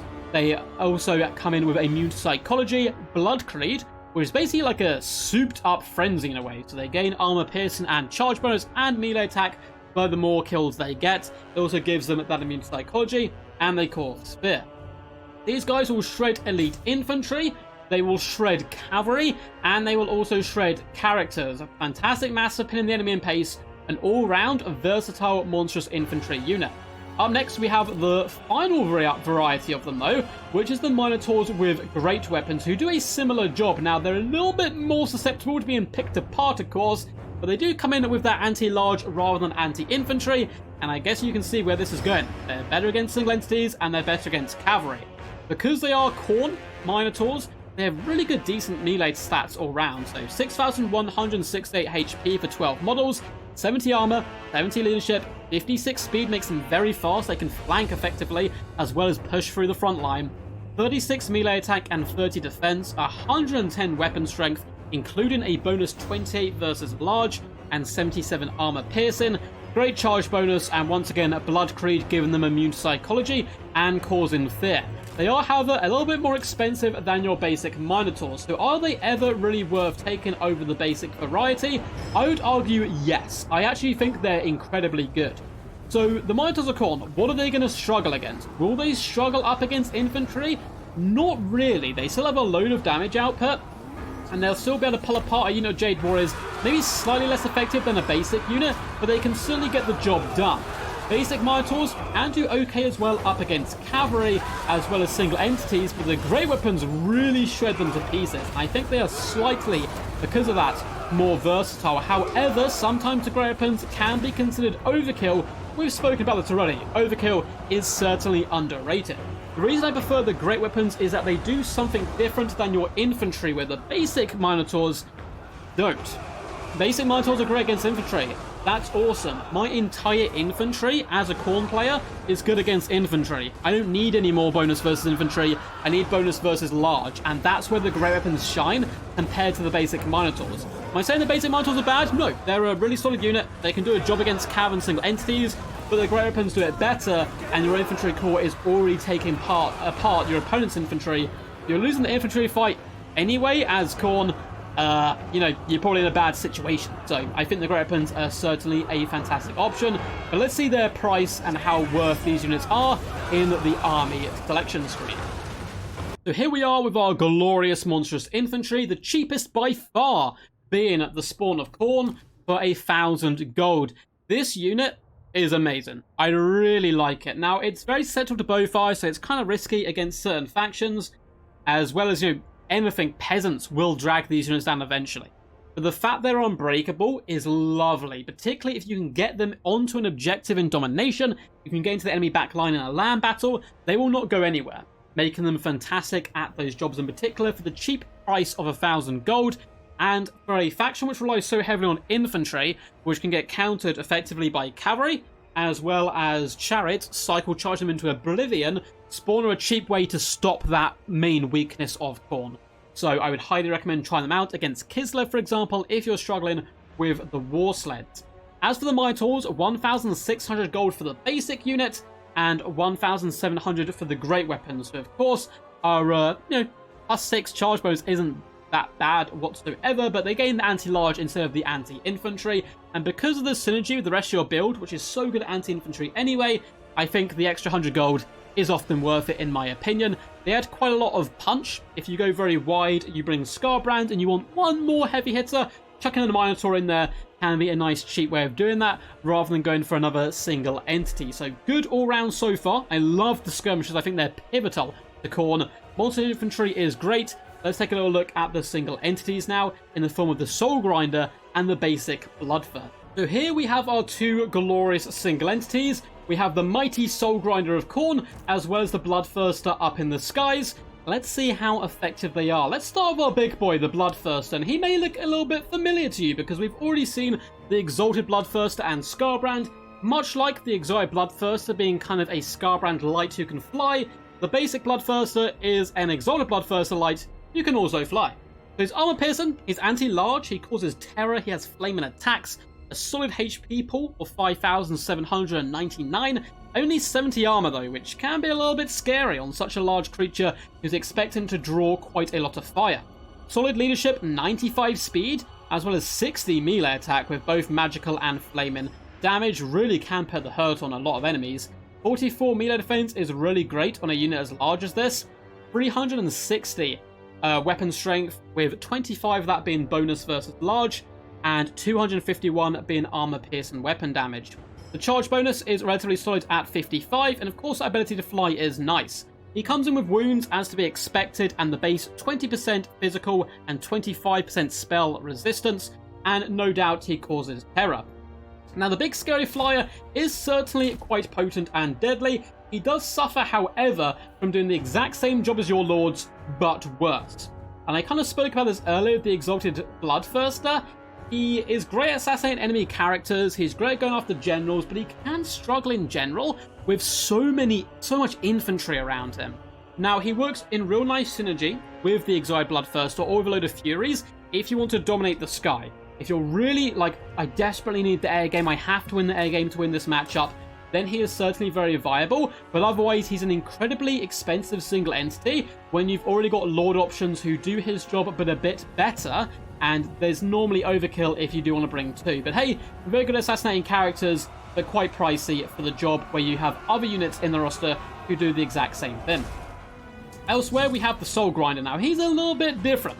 He is not necessarily as good at taking down the large threats, but he's quite unique, and he's much better at dealing with enemy infantry than your standard Bloodthirster. He comes with a precursor missile, which you can't unfortunately aim properly, there we go, and he just fires shots in at his own free will. Now you can kind of jankily aim this by cycle charging, running away, turning around and shooting in, so technically he can ignore orders, it seems. Yeah, Soul Grinders are a bit bugged at the moment as well. On release of this game, or on the release of this video, Soul Grinders occasionally will just not follow your orders, so yeah, that's not too good whatsoever. He's going to run all the way to the corner of the map and ignore me, which isn't the best example. They do work most of the time and come back, but it is good to note in this guide that, hey, if you take a Soul Grinder, you risk it just doing this and walking away and not following orders.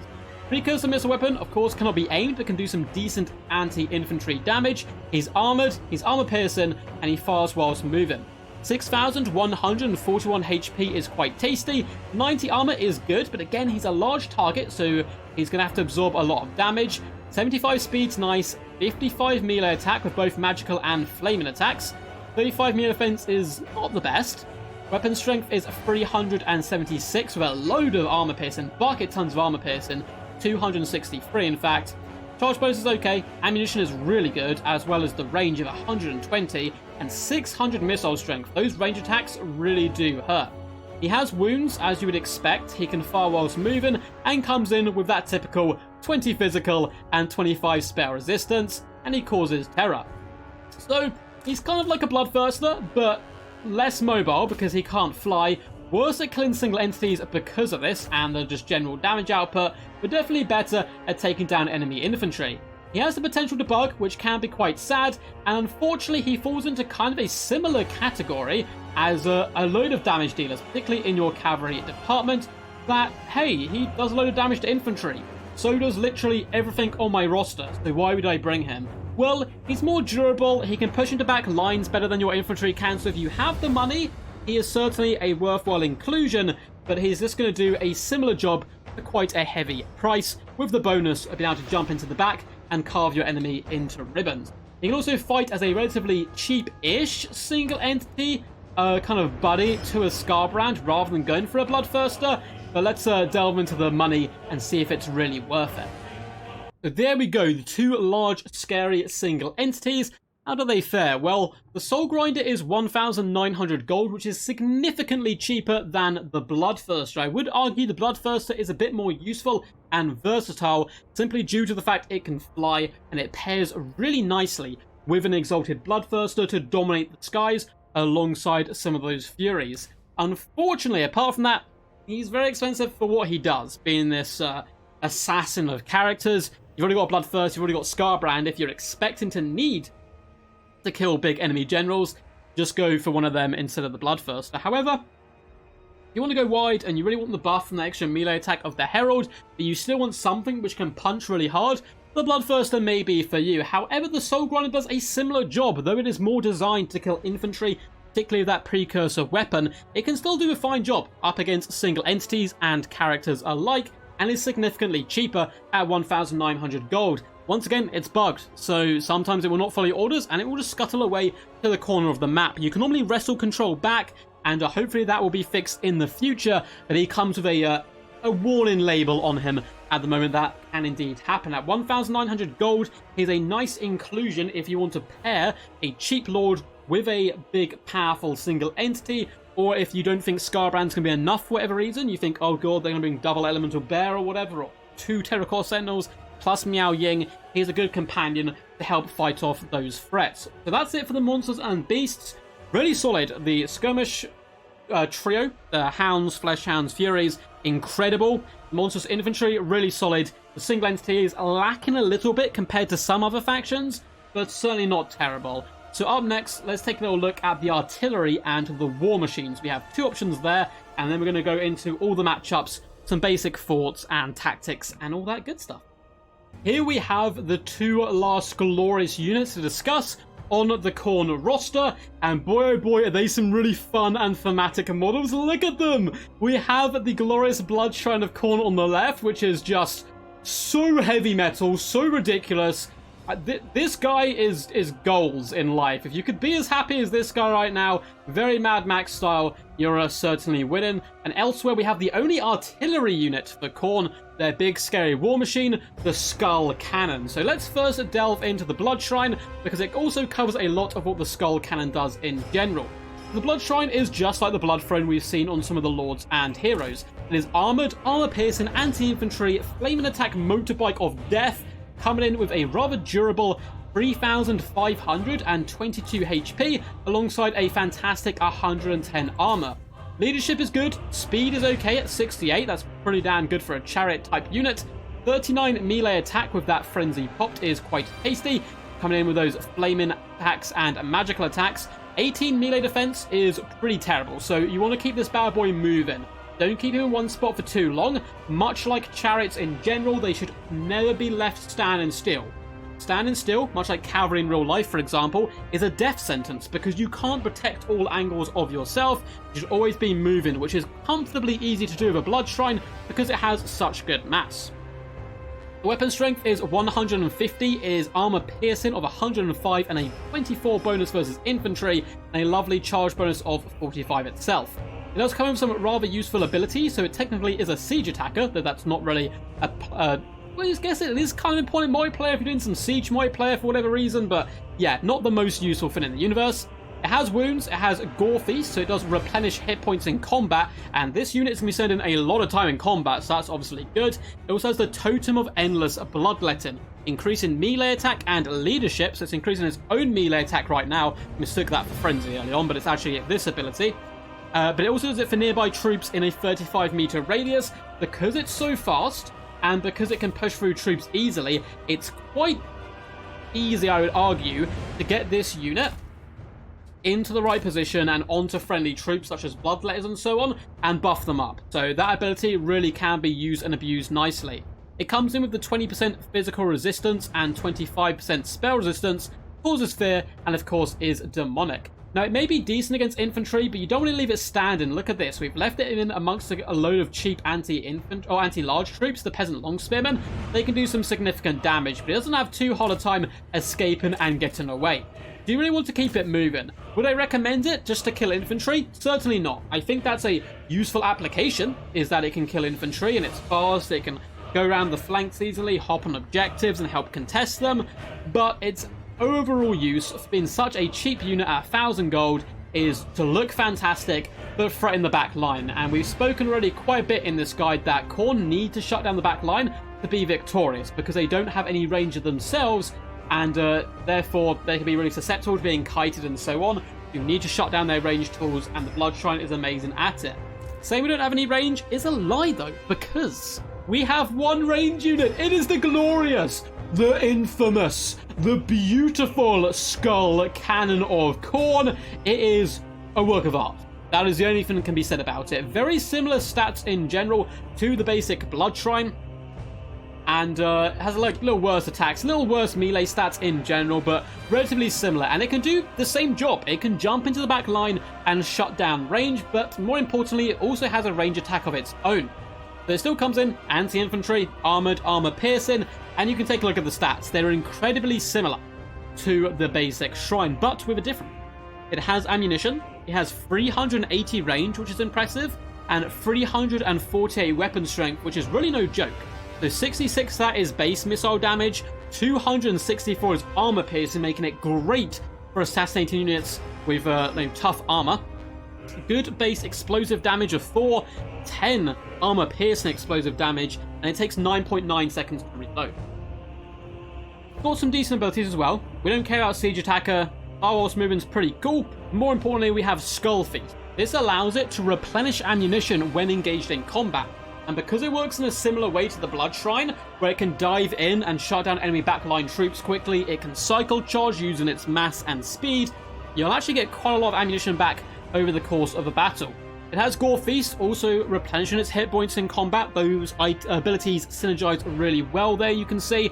And we have the base 20-25% resistances, and fear, of course, and it's demonic, so it will get shut down.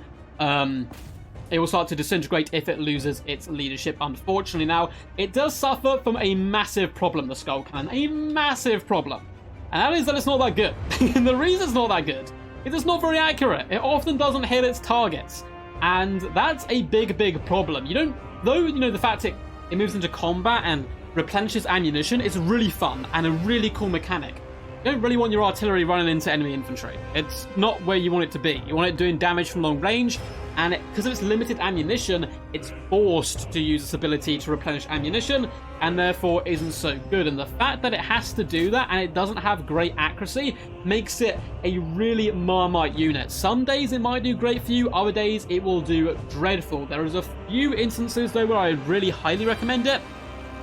Many people in both land battles and domination for Kislev, for Khorne against Kislev, struggle against double elemental bear. It's not a secret. Everyone uses double elemental bear against Khorne, and I can speak from experience. Skull cannons are very good against them. They do big burst damages, somewhere between 400 to 500 damage per shot you take off on an elemental bear. You get a couple of skull cannons, you can really chug one down. In fact, I've got a replay where I bring a full skull cannon build, and we kill an elemental bear before it even gets into combat. They can do some nice burst damage to these large, slow single entities. You still want to get close enough. It's kind of like a hand of the god situation where you want to be not on top of the enemy because the shots tend to go over there, but not too far away because the shooting is sporadic. There's this nice sweet spot in the middle. But anyway, let's go check and see how much gold these bad boys cost and where they fit in with your army. So here they are, our beautiful war machines in all of their glory and splendor. The skull cannon coming in at a relatively expensive 1,100 gold, and then 1,000 gold for the basic blood shrine. Both can do a similar job, with the skull cannon the extra little cherry on top of the cake with that range. I think the blood shrine is fantastic and has always been heavily underrated. I bring multiple of these against Tzeentch almost every single time. Great at pushing the back line against Grand Cathay, and just a nuisance. One of the kind of overlooked elements of a lot of units is distraction carnifex. Your opponent has to shut down the blood shrine because it's going to shut down their back line, but if they're using their range and other tools to drag it down, your infantry is going to shine instead. So blood shrines for 1,000 gold are basically slightly worse Cavalry Chariots, but hey, they do the same job and they're cheaper. I love them. You should definitely bring them quite often. Skull cannons, only 100 extra gold doesn't seem like much, but that gold really adds up over time, particularly because the range damage is so inconsistent and doesn't hit very often. I wouldn't recommend bringing them that often. They're a very fun unit, they're very thematic, but that lack of accuracy hurts them really hard. And hey, at the end of the day, you don't want to sit back and shoot. You're Khorne. You want to go up in the face of the enemy and smash them to pieces. Blood for the blood god, skulls for the skull throne, and all that good stuff. So for the artillery and war machines, it's good to okay, but not amazing as far as Khorne's roster goes. And that's it for every single lord, hero, and unit in the game. My opinions on them, if they're viable or not, what they cost, what they do, and what their stats are, and all that good stuff. I think overall, we'd like to sum that section up. The lords, very good. Really solid lord. Scarbrand, a fantastic legendary lord. Bloodthirster gives you the ability to contest air games, and the Herald are very versatile. Heroes are very 50-50. Blood Reaper is terrible, though he looks cool and has a special place in my heart. The Herald of Khorne, or the Cultist of Khorne, is just way better. Way better. The summon is pivotal and so useful in a million situations. Very versatile hero there. Infantry, you've got a little bit of everything and all of it is very cost effective. Cavalry Chariots is a little bit of a letdown, but is made up for considerably by about 2/3 of the monsters and beasts, being really effective and quite cost efficient. And artillery and war machines are okay. The Blood Shrine, though, stands out for me out of the two. Now we're going to quickly delve into the faction's abilities before going into all the juicy matchup. So each of the demon factions, as well as ogres, have some army abilities they can implement into the battlefield, and these are really nice. They're quite a lot of flavour and difference from Warhammer 2, but each faction gets these abilities in different way. If we take a look at the right-hand side of the screen here, you can see we have our 3 abilities. And to get them, we need blood for the blood god. So points are generated for each enemy entity killed. Points needed for next ability is 100. So move up to get this Khorne of Khorne. I need 100 points, which of course means I need to kill 100 enemy troops. And this goes all the way up through the categories. Our 3 abilities are the Horn of Khorne, which increases our melee attack by 24 for a 35-meter range. Quite similar to the Herald of Khorne's ability, and very powerful and deadly. You can spam this ability relatively often due to the fact you only need to kill 100 enemy units. Up after that, we have the Relentless Rage, which means entities cannot die while ability is active. You do have to click this on a unit though. It's not like your entire army becomes unkillable. Very reminiscent of the Cohort of Sotek's ability, and this does last for 20 seconds. Now, it's a lot more niche than the Horn of Khorne. Horn of Khorne is incredible, and I'm going to tell you now, before we even go into the Blade of Khorne, is the best. The Horn of Khorne is incredible and a very powerful ability. Relentless Rage can come in clutch if you've got a big fight in the end, your lord versus their lord. There's dead bodies all over the place and they're slugging it out. You can pop Relentless Rage and pull it out the bag. Not incredibly useful though, given unbreakability to a faction which is so sturdy and strong, and many of your units already are demonic and don't like running away. The last ability is by far and away the coolest looking ability, and that is going to be the Blade of Khorne. A blade comes out from the heavens and smashes down into the enemy formation, doing devastating damage. Well, I say devastating damage, it's a 20-meter radius with 72 damage. 33% of that is armor piercing, and it does magic attacks. You can see there it killed that unit of peasant long spearmen, but it's a little underwhelming having to save up 300 kills just to pop that ability, when instead, all of Khorne, all of my troops are doing that for me. So out of the 3 abilities, I'd actually say Khorne don't have the best ones in the game compared to some of the other factions. Blade of Khorne is nice, but very expensive. Use it to take out elite enemy infantry, which your basic infantry can't kill. The Zargard great weapons, for example. They've got a large contingent of them on the battlefield. It may be worth saving up for the Blades of Khorne. Relentless Rage is probably the weakest. It's niche and can occasionally work, making a unit unbreakable whilst holding an objective, for example, in the late game can be really nice, but it's not often going to be picked. All of Khorne, amazing. Personally, I just spam this ability wherever possible to get the most out of it. There is a cooldown. You can't just pop it and then pop it again afterwards. There's a 90-second cooldown, which obviously starts after the 31-second duration. An extra 24 melee attack for a faction which thrives on killing the enemy as quickly as possible. Beautiful. And again, the best defense is a really aggressive offense, and that's particularly prevalent amongst Khorne. The extra melee attack is really useful. Definitely the best of the 3 in my humble little ducky opinion. And that's it for the abilities. On now to the matchup. I'm sure this is the section a lot of you guys have been waiting for. I'm going to give my thoughts and opinions on many of the matchups that you can find in this game. In fact, all the matchups you can find in this game, as well as given some framework for builds. I'm not necessarily going to go through the entire build, but give you a really good basis that then you can experiment and build upon. We're going to go through every single faction in the game, except we're not really going to worry too much about Demons of Chaos, because they're not actually allowed in most multiplayer tournaments or on the rank system or anything like that. So we're going to go against Grand Cathay, Khorne Mirror, Kislev, Nurgle, Ogre Kingdoms, Slaanesh, and Tzeentch in that order. If there's a specific one you want to get to, that should hopefully be relatively easy for you guys to find. Now, Khorne are by far and away, in my opinion, the best faction for new players, because as you're going to see, a lot of the builds are interchangeable and relatively close to each other, so it's quite easy to learn, and the strategies are simple. You are, through and through, a blood and thunder rush faction. You're looking to shock the enemy in a fierce charge, destroy them as quickly as possible, and clean up, any enemy routing units and little scraps of elite troops at the end with your overwhelming numbers from that initial big burst damage. And that goes the same against pretty much any of the enemies you are going to face. The way we're going to break this down with the army selection is I'm going to do it on the land battle screen here. And that is simply because you can just take this and put it into domination. Because if we do it on the domination screen, you can't take it and put it into the land battle one as easily. So these builds will be applicable to both domination and land battles. I will speak about the differences as we go through the factions, but for the most part, what works in one tends to work in the other. So up first, we're looking against Grand Cathay. Now, Grand Cathay, their main threats to you as a Khorne player is in their range. Their infantry, you're going to dumpster it. Their cavalry, you're going to dumpster it. Single entities can be a little scary. So single entities as well as the range troops. So what do you do in this situation? Well, as far as Lord is concerned, I love Skarbrand. It is definitely possible to bring him in this matchup.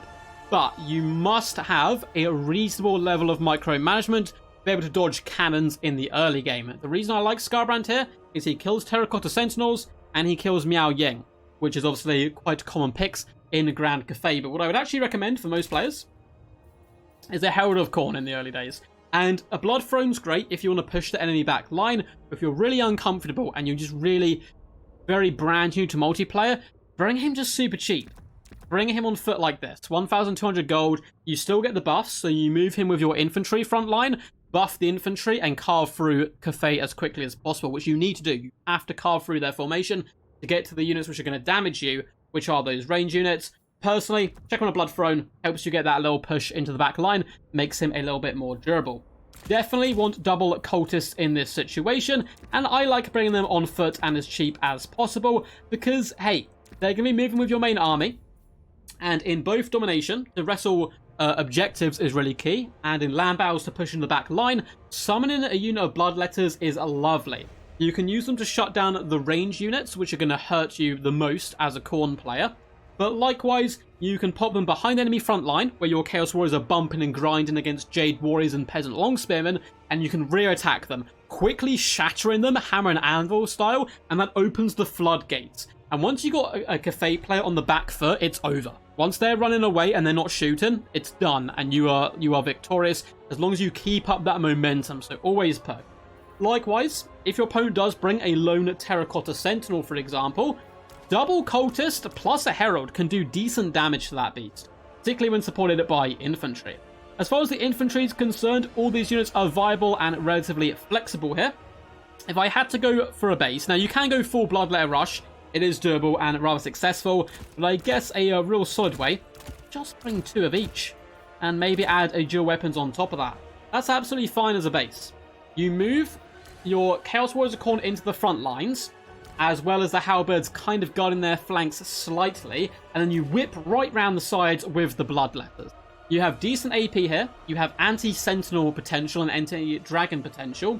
Dual weapons just help carve through the enemy quicker. I would even go as far as adding another unit there. Could be really juicy.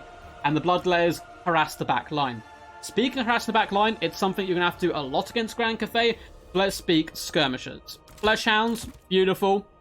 Get some Furies in there as well. Gone over our cost a little bit here, but let's say we take away one of you. And add in just another unit of Warhounds. Hey, there you go. A decent, solid base. The main problem with Grand Cathay is they're going to onion and they're going to shoot you. All you need to do is grind through that front line quickly or get into the back line, and you can do so with Fleshhounds very successfully. They can beat Jade Lancers if they get the charge on them. They will beat Peasant Horsemen as well comfortably, and they're swift. Adding in 1 Fury or 2 allows you to get into the back line easier and more comfortable, but be warned, Longmar Riders will mow them down. If Grand Cathay wants to win the air game against Khorne, it's going to win the air game against Khorne. And you kind of have to be a little concerned as a Khorne player that there are balloon. And a balloon build would do really good against this, but not many Cathay players are bold enough to pull that off. If you are concerned that your opponent is going to be bringing a lot of balloons, then I'd recommend actually going for an Exalted Bloodthirster and chucking in a couple more Furies. And that way you should have enough about you to win the air game, or at least contest the air game while your ground forces go about their butcher's work and win. I don't think the cavalry's necessarily needed here. I don't think the monstrous infantry is needed here, though they can be nice inclusions. But yeah, it's all about getting into the enemy back line whilst your troops do the rest, because infantry, man to man, infantry to infantry, you're gonna win. The reason I like Bloodthirsters here as well is it also helps, or Bloodletters I should say, it helps carve down enemy cavalry with swift and deadly power. So, as a Grand Cathay player, what do you want to do in this situation? Well, we've kind of already spoken about it. The main threat to you as a Cathay player is the fact that infantry is so much better and more cost-effective than yours. So how do you counter this? Well, there is one really useful tool in the Grand Cathay army, which can be used to destroy the Khorne player. And you have it on 2 of your lords. You have it on the Dragon-Blooded Lord of Yin Magic and Miao Ying the Storm Dragon, who's quite expensive. So we're going to go for the basic lord in this showcase. Bringing it up in the sky is relatively safe. If we bring another unit of Longmar Riders, we can kill pretty much infinite Furies, and we are faster than a Bloodthirster, so simply can run and fly away. The spell that we really want here is Talons of the Night. The other spells are useful. Summons are always good. Blossom Wind, Cloak Jet, yeah, Missile Mirror definitely not needed. I'm not going to delve too much into the laws of magic. I'll save them for army breakdown guides of the other factions. But the reason I'm showcasing another point of view, I think it's important to know what's good against you, so you can, work that in and counter. I think knowledge is kind of power in that instance. So Storm of Shadows are nice for a slow. You can slow down and control the enemy infantry a bit more. If they have a load of big, scary, large single entities, Ancestral Warriors will help hold the line or fight those entities. But the spell we're after is Talons of the Night. 14 Winds of Magic. It is a Vortex spell which does huge stationary damage. You can see there it does quite a decent amount of damage and lasts 11 seconds. It's armor piercing, so it can get through the thick armor of the basic Khorne units, and it takes away Khorne's biggest power over you, which is the better infantry. This is designed to kill infantry, so it's fantastic. Definitely try it out against Khorne in general. Now, your other best answers to the enemy can be Terracotta Sentinels. Pretty tanky in general, very good as well at clearing out infantry, but you have to be warned, if they have a Scarbrand or something, a Terracotta Sentinel could certainly be in considerable trouble. But still, a Terracotta Sentinel being chucked in there is not a bad idea whatsoever. Let's get a basic front line. You want to go relatively wide with your infantry, because you can guarantee the Khorne player is also going to go wide with his infantry, so it can be tough to protect. I like one Grand Cannon in the mix here just to apply pressure to Scarbrands, apply pressure to Blood Thrones, or any of the large entities. If they brought Minotaurs, target them with the Grand Cannon, you're going to rip them to shreds. It's basically going to get you some guaranteed value. And let's chuck in a couple of crossbowmen. Don't worry about shielded units in this matchup. You don't need the shields, so the enemy doesn't have range to really apply that pressure to you. Get some Long Mars to help support the air game, and a couple of units of cavalry. And there you go, you've got a solid build. Your main job is to protect those range units while they dish out the plane to bloodletters. That's what you want to focus down at the most. And then use the Terracotta Sentinel to kill the remaining infantry alongside that nasty Talons. Target halberds, dual weapons, any of the basic units, the mortal men of Khorne, and allow your crossbowmen to feast upon the enemy. Now this definitely isn't the only way to play this whatsoever. You can quite comfortably, and people are going to laugh at me here, you can actually bring the Skyjunk, and it can do a lot of work. Skyjunks are fantastic anti-infantry troops, and Khorne don't have the most dominant air squad in the world. So if we took out, let's say, one more unit of peasants here, double Long Mars plus a Lord in the Sky is going to be fine against almost any air corps Khorne are likely to throw at you, and the Skyjunk, use it to eviscerate their infantry. It does so much damage. It did receive a buff in the latest patch. It has 20 ammunition now. Don't shoot the shots straight away. Let your enemy come to it, and you can have good success with the Skyjunk. All your ranged troops are good. Celestial Dragon Crossbowmen, I've seen them do fantastic here. But if you're a new player in particular, don't go too heavy on range. Yes, it's your best answer to kill the enemy, but you've seen how much good backline pressure Khorne can bring. And if they get jumped, it's just such wasted value. So every, here we have 3 range units. Bring 7 or 8 to defend them if you're a new player. You can break that rule if you are more experienced. But at the end of the day, you need to shoot Khorne off the board with your crossbowmen. You can't go head-to-head in an infantry fight or a cavalry fight. It will not work. And Terracotta Sentinels are quite good. But you really want to rely heavily on your magic in this instance, which is kind of ironic because Khorne hate magic so much. Let's delve into the next matchup, which is going to be Khorne versus Khorne. Now, this is a really fun one. It's actually way more common than you would think. Khorne v Khorne action is seen often in blind pick dominations because Khorne don't have that many factions they're bad against. Even if they're not necessarily the best faction in the game, they're up there. And because they don't have many weaknesses, they're very often picked in these blind format. This matchup often comes down, I find, to who Scarbrand wins early, and they so in domination. Scarbrand is amazing here. I often bring him fully kitted out because the Wrathful Reaper will help you beat enemy Scarbrands, Bloodthirsters, and even help against their infantry. Bellows of Endless Fury combined with Slaughter and Carnage, of course, is great, and even fueled by Rage, stuff that I've said before is overkill. It's Khorne on Khorne. It's going to be a bloodbath. You want the overkill, and you want to be the guy delivering the overkill, not the other way around. So I would almost always recommend Scarbrand in this instant. He can kill any of the enemy heroes, any of the enemy lords, and you bet there's going to be Cultists of Khorne on the battlefield. They're very good in this matchup. He can assassinate them as well. In the early game, really try and get some breath attacks down the line of elite infantry of the enemy and power yourself up. Double Cultists of Khorne, once again, is crucial in this matchup, and once more, I would take them completely butt naked. The reason they're crucial is Bloodletters. Bloodletters are fantastic against all of the enemy infantry. They'll cancel out enemy Bloodletters, and they will beat Chaos Warriors of Khorne, do great work against halberds and dual weapons. I'll get to that discussion in a moment. Dual weapons versus Bloodletters. Quite a heated debate in the community on which ones are better in this mirror match. But yeah, rear attack your enemy with your Bloodletters, flank attack them. They're really good, both in land battles, even though you don't need a back line to push into, and domination, they're fantastic. As far as your infantry is concerned, this is where the argument gets a little spicy. So there are people who will live and die telling you, Chaos Warriors of Khorne dual weapons destroy everything in this matchup. They're the greatest unit of all time. They are heralds of Khorne themselves. You can't lose with them. The amount of players I've beaten who use just mass dual weapons is absurd. Like, in tournaments, people kept trying to bring just, like, mass of these guys, and you just run them over.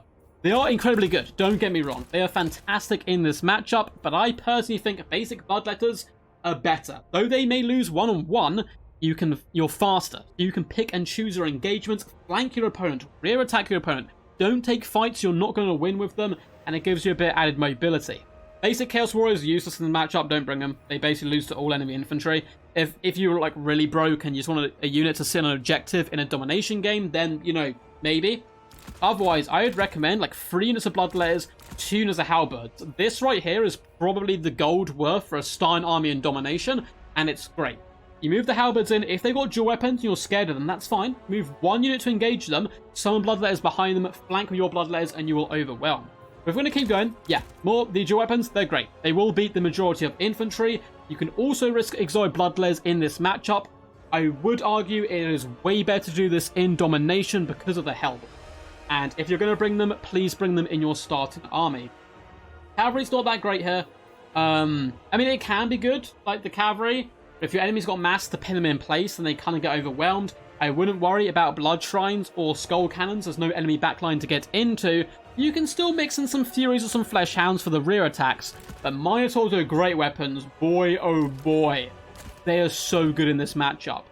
They trade relatively well against the majority of the enemy infantry, but you don't really want them there. They can fight Scarbrand. They can fight Bloodthirsters. They'll lose, of course, but supported by your own one, they can do fantastic damage. And this is all about damage this matchup. So, mass infantry, big heavy hitters is the way to go against Khorne. And use your speed. Use your Bloodletter speed to your advantage. Flank those dual weapons. If they got Halberds, pit your Bloodletters against their Halberds. If they got dual weapons, overwhelm them, hunt them down, use Scarbrand's breath attacks. The Scarbrand fight at the start is so huge and important. Whoever wins that tends to win the game, because you can then breath attack the enemy infantry, making your infantry win the fight. Very aggressive all round. In a domination game, do not worry at all about objectives for the first half of the game. Go for kills. Go for the slaughter, and if you can win that, that's when you push for objectives and you start bringing in your Flesh Hounds and your Warhounds. Move them to cap objectives and use speed to outwit your opponent rather than just going for punch. But in the early game, it's a slogfest.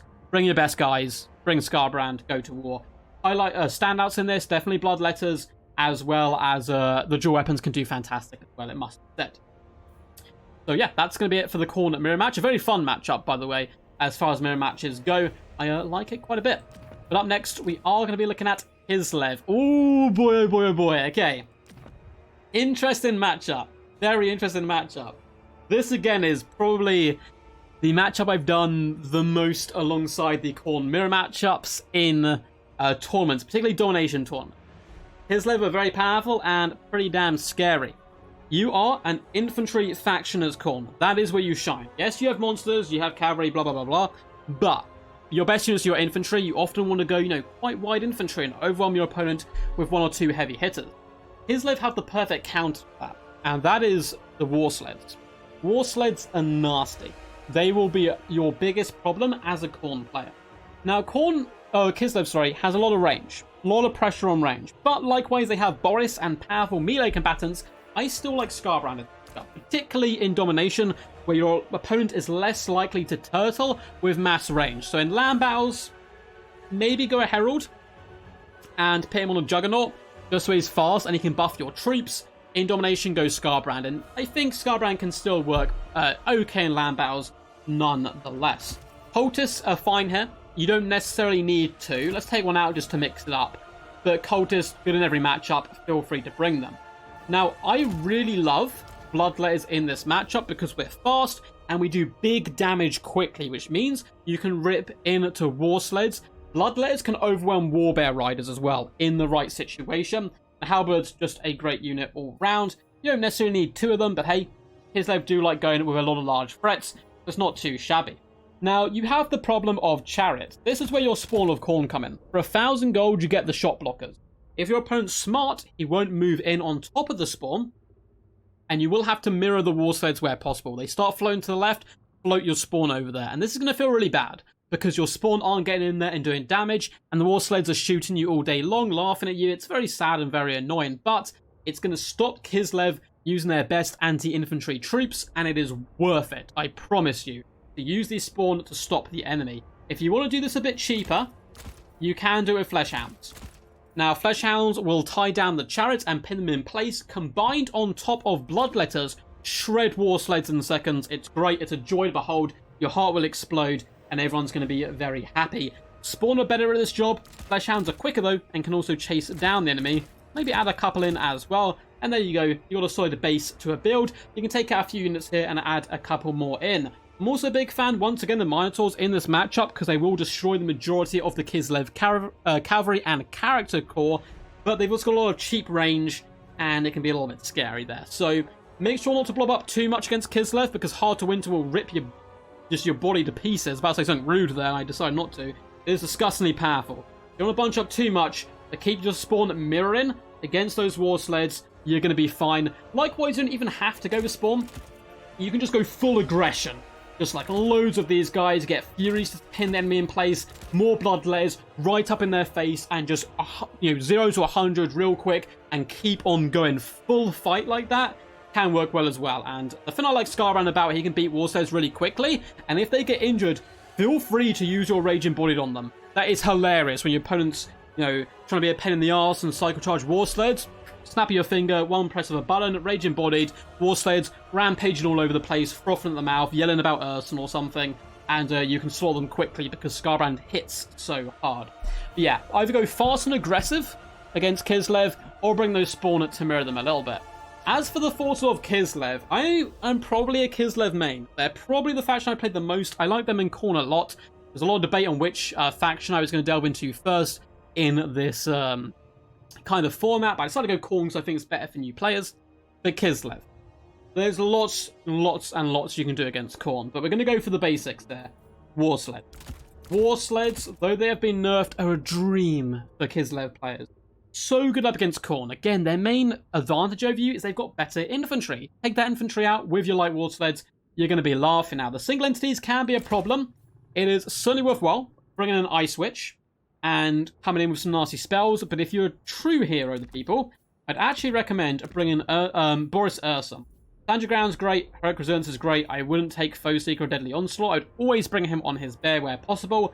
Armor of Urson and Shardblade are both great. I'll delve into them more when we do a full breakdown of Kislev. But this already is a decent base, and then you're definitely going to want a Frost Maiden of Ice. Now, the other Frost Maiden is fine. I'd put on a Warbear. Or the other Maiden, I should say. The Glorious Tempest Magic is good in its own right. Again, I'm not going to delve into it too much here. But something like this is a fantastic start to a base. Because enemy infantry is the main problem. You have war sleds to take them down. If your war sleds get pinned in place and they start getting overwhelmed by infantry, that's good news for you. It's not bad news. Because you then overcast Hard to Winter on that blob. This is the most devastating spell in the game against infantry. It wrecks blobs of infantry. Always overcast this where possible. I think it's an extra 4 or 5 Winds of Magic for 50% extra damage, which is freaking absurd. So overcast this if at all possible. Light war sleds will also give you great battlefield dominance in domination. If you can afford it, Lil Grom's great here. You use him to shoot halberds, infantry, or even Scarbrand, and he can do some massive work for sure. Warbear Riders can certainly be useful to take down some of the larger threats. Zargard, likewise, can be great. Now, this is more a domination build. You can go a little bit wider as well with some more troops. Get some light coursers in there, some light cav to go for objective. If you want to be a really scummy player, there is some other builds you can do. You can even keep the light war sleds in for it. This is land battles only, this kind of build. It looks dumb, right? It looks really dumb, this build. It is really freaking disgusting. Something along these lines, a little blob build. Khorne can really struggle with this. Scarbrand will not be able to beat double Elemental Bear plus Boris. You can even take Boris out of this, add in the Mad Hatter himself, just so he gets so many nice buffs. Let's even just, honestly, you can strip him down pretty low here. Go something along these lines, and then you've got 450 gold to play with. So your opponent has to charge in their Khorne. They can't kite this type of build. So they get blocked in, they're fighting Zargard, most of their infantry will struggle up against Zargard. If they have Bloodletters, you jump on them with the light war sleds. We can actually get rid of you probably, add in you now. So yeah, Zargard going to trade very effectively against their infantry, so your light war sleds. If you need help and protection, you simply fall back to Elemental Bears who are getting healed and buffed by your Lord. If your opponent does blob on all your troops, he needs to do to kill them effectively, he doesn't have the range tools. Then you come with the Frost Maiden, you Heart of Winter them. It's really nasty. Now, this won't work in domination mode, because, yeah, they're just going to ignore you and go for the objectives. But yeah, a Death Star build is really kind of scummy, but very good in land battles. And hey, if you're fighting in a competitive land battle event, for example, feel free to go scummy. That's what, you know, most players are there to do, right? They're there to try their hardest and use any tactics they can to win. So yeah, that's going to be the matchup against Kislev. Very fun game, though, in general, that matchup. And very competitive. You're going to run into it a lot. I'd certainly practice it where possible. So up next, we're going to look at Nurgle. And this is a matchup which is pretty good for Khorne, barring one unit. There's one unit which is really mean to try to deal with. And you can try and take it on in a few ways. But your main big thumbs up, the big duck of approval in this matchup. There's one unit I think is incredible in this matchup, as well as Slaanesh, spoilers for later. And that is going to be Chaos Warriors of Khorne dual weapons. 4 units isn't over. That's for both domination and land battles. I would recommend these guys really effectively. Now, the reason they're better in this matchup than any of their brethren infantry units is they're great at grind down infantry. They're fantastic against anything which doesn't have armor. Nurgle does not have armor. And they're good against large single entities, as long as those large single entities don't have armor. And nothing on the Nurgle roster really does. So you don't need the halberds. Halberds are overkill with that bonus versus large. Spam these guys, they're very good. I even like bloodletters here.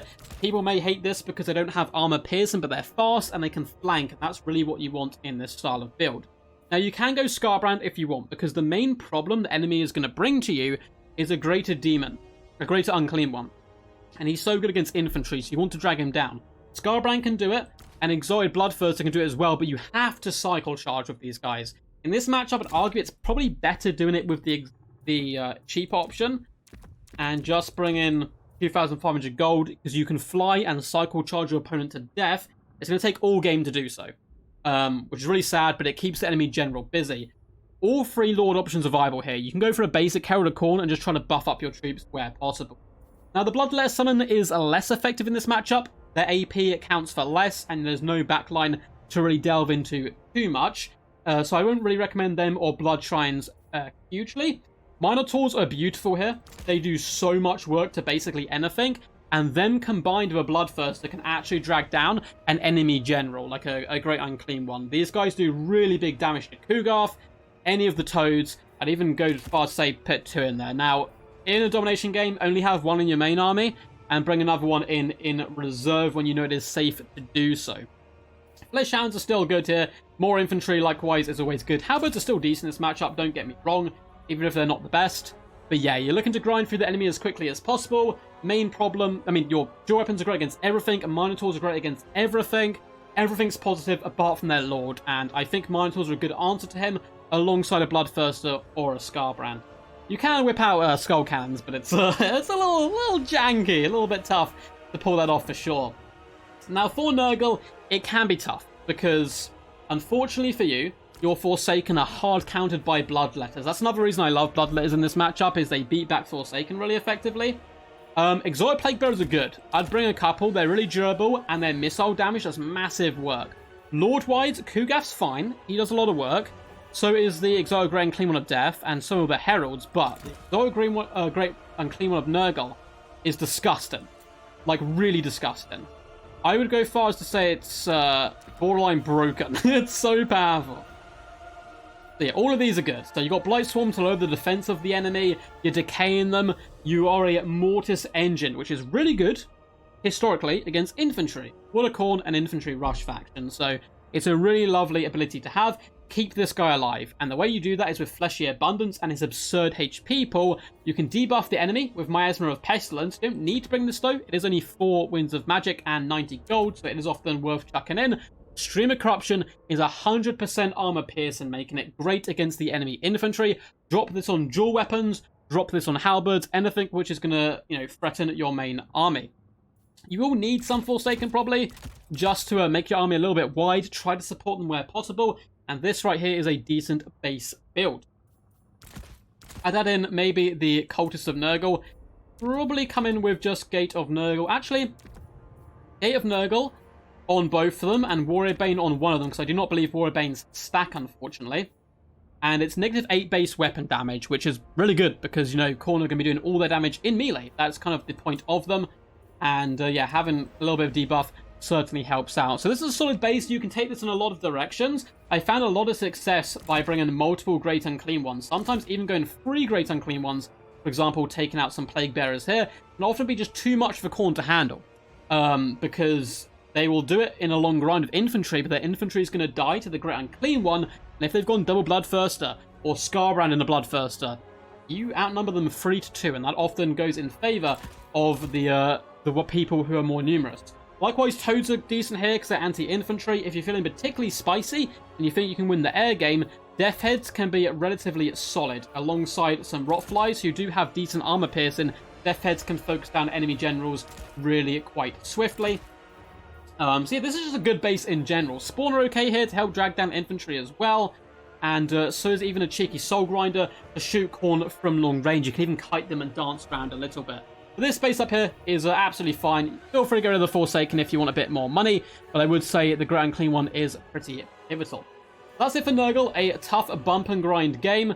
Next we'll be moving on to the Ogre Kingdom. So Ogre Kingdoms are up next. Ogres, it's pretty obvious what their strengths and weaknesses are. They have a load of big, juicy, monstrous infantry, pesky little Noblars, and some great long-range potential with powerful lords. So what of those options there really threaten the forces of Khorne? It is actually the range options. Ogres are surprisingly a range faction in reality, and despite the fact Iron Blasters have been nerfed, they're still relatively decent, and Lead Belchers and Ogre Pistols are a nightmare. So despite the fact Scarbrand looks like an awesome pick here, he'll beat all the enemy lords, I actually tend to go for a Herald of Khorne. And I often even bring him on foot. I don't think it's worthwhile going for the Blood Throne. There's not too much of the enemy to push into the background, and a Juggernaut just makes him a larger threat. Sometimes in this matchup, I will even just go completely naked, because I don't think I'm going to survive that long, but Lucas of Wrath and Revelin Slaughter are always relatively solid picks as well. I would still recommend bringing Cultists of Khorne in this matchup due to the fact you need to shut down Lead Belchers and their back line. Likewise, if they've gone for a big fat infantry rush, that's okay. You can still, hammer them pretty good with your Bloodletters in the front game. As far as infantry is concerned, your basic warriors are going to be super useful here. I know I've not really showcased them too much so far in my army selections. They're actually a really good unit, by the way. But they do lack a big problem here, is that they're good at holding. Ogres are just going to come and punch them in the face. They're not really, too worried about it. Bloodlayers, it's always good mixing 1 or 2 units. In this case, we'll just have 1 because we also have both the summons. Yes, they may not be the greatest against large threats, but that armor piercing really does help out. Halberds are definitely your friend here. There's so much large on the battlefield. Dual weapons can still do a decent damage, but the halberds help out against those armored large targets to boot as well. Now, Minotaurs are fantastic here. They'll 1v1 almost anything in the Ogre roster, and are really good at taking down some of the big beasties, but they have a big weakness. They are incredibly susceptible to Lead Belcher fire, as well as Iron Blasters, so you need to have a lot of backline harass. Which is kind of funny, because when you go up against Ogres, you don't think of them as their archers and so on, but you really have to shut them down. And something that you've got going for you is you can dominate the air game. Chaos Furies, they simply cannot be stopped from jumping on the enemy back line. Ogres have no flyers. To ensure you have a load of backline harass to take down the big nasties, you should be able to win the infantry fight with halberds combined with your cultist summons, and then you want to have 1 or 2 heavy hitters. You can risk a Scarbrand or a Bloodthirster. I'd recommend a naked Bloodthirster in this matchup, but you can still have them if you trust your micro, because they're going to be really useful, but definitely have 1 or preferably 2 units who can pack a decent punch. We change this around a little bit, adding in some more Minotaur Great Weapons is going to do wonders for you here. Blood Shrines, Chariots, not really useful here. It is a matchup where Cavalry can be okay, because you've got Armor Piercing Cav and Skull Crushers. Not much can stop them once they get up and running, but for the most part, focus on backline harass to shut down the guns, and then win that infantry fight in the front. Minotaur Great Weapons are your best buddies. As for the Ogre Kingdoms themselves, you can go a little bit rogue if you want and bring a Greaser's Goldtooth, but personally, I'd recommend bringing Scrag the Slaughterer or a nasty Slaughtermaster of the Great Maw. And the reason I'm saying this is for a couple of spells. 1 Troll Guts is always good, but the Maw, it is expensive. 20 Winds of Magic, but it's going to carve apart Halberd. And that's what you want to kill. You want to kill the Halberds, and you want to kill the rather nasty dual weapons and so on. You're bring Bone Crusher and the Maw to kill the infantry, which works really quite nice. Apart from that, your infantry, it's not necessarily going to win the frontline fight, so just bring a load of boys and go really wide. Try to out-wide Khorne, which you should be able to do with the bellies on these ogre units, and bring some Sabertusk packs to counter Fleshhounds and protect your back line. As for back line, I personally prefer Man-Eater Ogre Pistols. I think right here, this is honestly a base for a build. Chuck in like a Giant or something, or a Stonehorn, you could be fine. But Ogre Pistols do a lot of long-range damage. You can, of course, for a bit cheaper, go Lead Belchers. If you do this, bring even more Sabertusk, because you have to protect the Lead Belchers from Furies, as well as protecting them from Fleshhounds and normal doggos. Lead Belchers will die incredibly quickly in combat. And they're your main damage dealers. You're the only answer to large threats at the moment. You can add in Giants. They're pretty good. Giants actually have always been a relatively okay unit throughout the history of Warhammer. Their main weakness is they get shot to pieces, but there's nothing to shoot you here. So if you get the Giant in there, he can go toe-to-toe with a lot of the enemy troops, and as long as you kill those halberds with the Maw and with those air effect spells, you're going to be an absolute business. Likewise, Stonehorns can do good. I appreciate a Hunter on a Stonehorn. They can be really nasty and go about their business relatively effectively.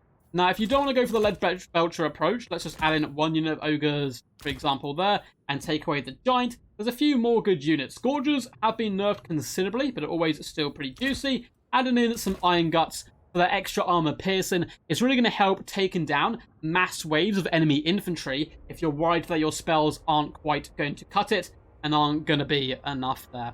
So really fun all round. Of course, if you're in a domination game, get way more Noblars. Chuck in a load of Noblars. Chuck in a load of Noblar Trappers. You're going to be able to outspeed your opponent with the Sabertusks. You got a load of capture weight here in general. Iron Guts are the strong boys. Ogre Pistols to pistol whip the enemy. This build, though, could struggle with, Scarbrand, for example. That's where you really have to focus him down with the Hunter and the Pistols and try to get him into a situation where he can't do too much damage. And that's a good way to deal with Scarbrand in general. You don't even have to kill him, just get him into a situation where he can't do too much. But so I'm no Ogre Kingdoms specialist, by the way. They're one of my weaker factions. So are the upcoming Slaanesh here. But this is a matchup which is pretty obvious, luckily for us. So in this matchup, I would always recommend bringing Scarbrand every single time. And that is because he can outduel Nakari. Despite what people tell you, two players of equal skill, Scarbrand will win. Now, the argument here is that Nakari can cycle charge. If he fights Scarbrand one-on-one, Nakari will lose. If he cycle charges, he wins. But there's an ability we've spoken about earlier, which I want you guys to scream at your monitors right now. I'm definitely not going to give you any hints on what that ability could be. I'll give you 3 seconds, 2 seconds, 1. Yes, you were right, Rage Embodied. Rage Embodied wins you this fight. You hit Nakari, he gets wounded, he starts to run away. That's when you pop Rampage. I've seen so many people pop this ability at the start of the battle and waste it. They must be injured and pass that first threshold before you can Rampage them. Once you do, though, and they turn around, wait for them to turn, you pop Rage. Or you pop a Rage Embodied. They will Rampage, the AI will take over, they'll take a while to turn, all the while you're getting 3 hits into the back. And then when they do turn to fight you, they're fighting Scarbrand. They're not going to win. Likewise, in this matchup, very similar to how you would fight the Nurgle matchup. Dual weapons are king, because Slaanesh's best elements to their build is cavalry. None of their cavalry has armor. Dual weapons, kill anything without armor. You're starting to see the maths and the way this guide is working. Get those dual weapons, they will demolish the enemy. Likewise, I'm actually a big fan of just going mass infantry. Mass infantry here. Maybe even go bloodlet. Though there's not much AP to get through there fast. Although, yeah, I'd probably go basic warriors in this one, just to get it really crack-a-lacking. Now, you can win the air game here if you go the bloodletters, because your opponent can only get Furies. There's no real necessary need to get into enemy back line, so a lot of these units are useless. Feel free to add in some Spawn or some Minotaurs if you're feeling spicy. But right here, this is just a decent base build with 2,250 gold to play around with. Of course, Cultists are always good. Summons are great. Summon the enemy behind. Pin in their cavalry so they can't escape is quite fantastic. And yeah, it's just, honestly, out-infantry them. And there's not much Slaanesh can do in this matchup. Your Lord is better than their Lord. If you kill their Lord, that's fantastic. Really try and slaughter them, because the best answer Slaanesh has to infantry is Chariots, in a way, which they're okay here. Again, they can be rampaged by Scarbrand, and Magic. Magic is really their best answer to your infantry, and you can stop that. To counter the Chariots, of course, a couple units to spawn, you're absolutely golden. 1 unit Minotaurs can do the job quicker, but of course can cover less ground. As for the forces of Slaanesh, this is a really bad matchup in my opinion for you, so I apologise in advance. Nakari can do it. He's a good lord. He's great. He's so expensive though, and I think players at equal skill, Nakari is not going to be able to pull this off. Same thing for a Keeper of Secrets. They can do great, but I think going cheaper is better here.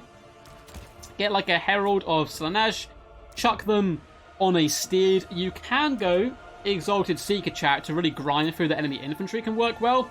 Miasma Spare slows the enemy, which is always nice. Pendulum, Pit of Shades, a couple of those different spells can be really good here. The Withering to lower armor can be quite nice. Enfeebling Foe is nice. There's so many good spells to choose from.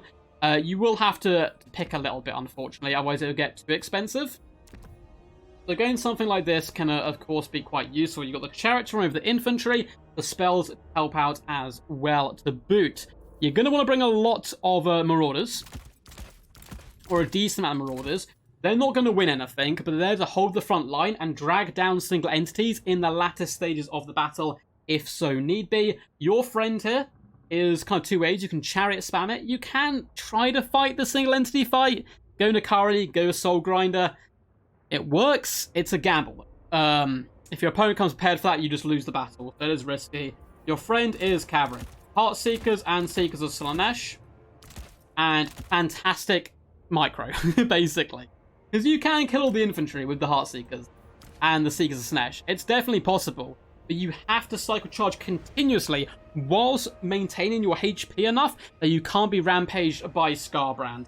It's really rough, I'm afraid to say, but try something like this and experiment with it. You can mix in Exotic Demonettes as well. They apply a lovely charmed -8 melee attack. I don't think it's going to help you enough, but it can do a little bit of work. Then yeah, fast, heavy hitters, go real like big on the mobility, and try these type of builds out. Basically, Magic is your friend. You don't have to go for this Law of Magic either. You can definitely bring Slaanesh Magic, and Slice and Shards is incredible. It's got so much damage output, but it can be dodged relatively comfortably. But if you can surround your enemy, pin them in place, it can do good work, sure. That's Slaanesh v Khorne, definitely in my favour, Khorne favoured. Up to Tzeentch now, a very powerful faction, very competitive in general. What do I recommend against Tzeentch? Well, Tzeentch are an interesting group of lads. They can snipe any lord in the game pretty much, particularly a Khorne unit, Khorne lord. So I personally go a Herald of Khorne, chuck him on a Blood Throne, and just say, come at me bro, you're going to kill me, but I'm going to get in your backline and do a load of damage before that happens. I often will just bring him actually completely naked home. There is an option to fight the air game, it's possible. If you're going to do that, definitely go with an Exile Bloodthirst in the skies. Bloodthirst is fine to help catch the enemy in the sky, get a Bloodthirster, and get a couple of Chaos Furies. This will allow you to contest the air game, if not win it. So if you're really determined to win that air game, you're tired of these goddamn birds flying around and shooting spells down on you, this can work well, and it gives you a lot of mobility and domination to move on objectives, as well as push and punish the opponent backline. Even if they don't have flyers, you can jump down and do a decent amount of work here with all these troops hunting down blue horrors. The way I like to do it personally is kind of just go, alright, my lord's going to die, I don't care. He's dead. So I bring him really cheap, but I put him on a Blood Throne. Likewise, I love Blood Shrines there. Even up to 2 Blood Shrines, I think is fantastic. And people are going to be looking at this build and say, Duck, you're a mad lad, this would never work. The reason that this is so powerful is Tzeentch are amazing at killing single entity, but only one at a time. They really struggle with multiple single entities, particularly cheap single entities.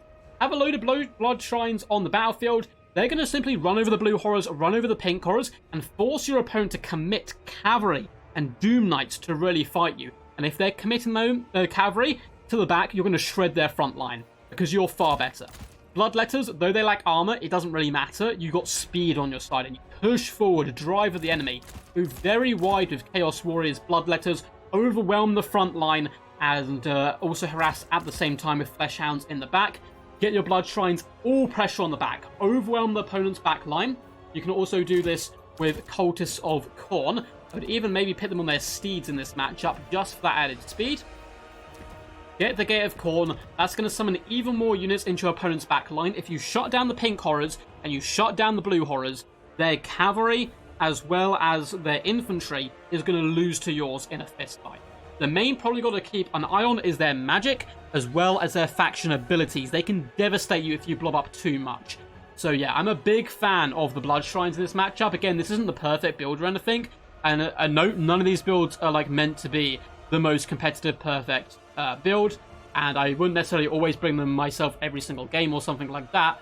But they're basic building blocks for you guys to like play around with and work upon and use them to try out in game, pretty much. So a build like this is absolutely fine.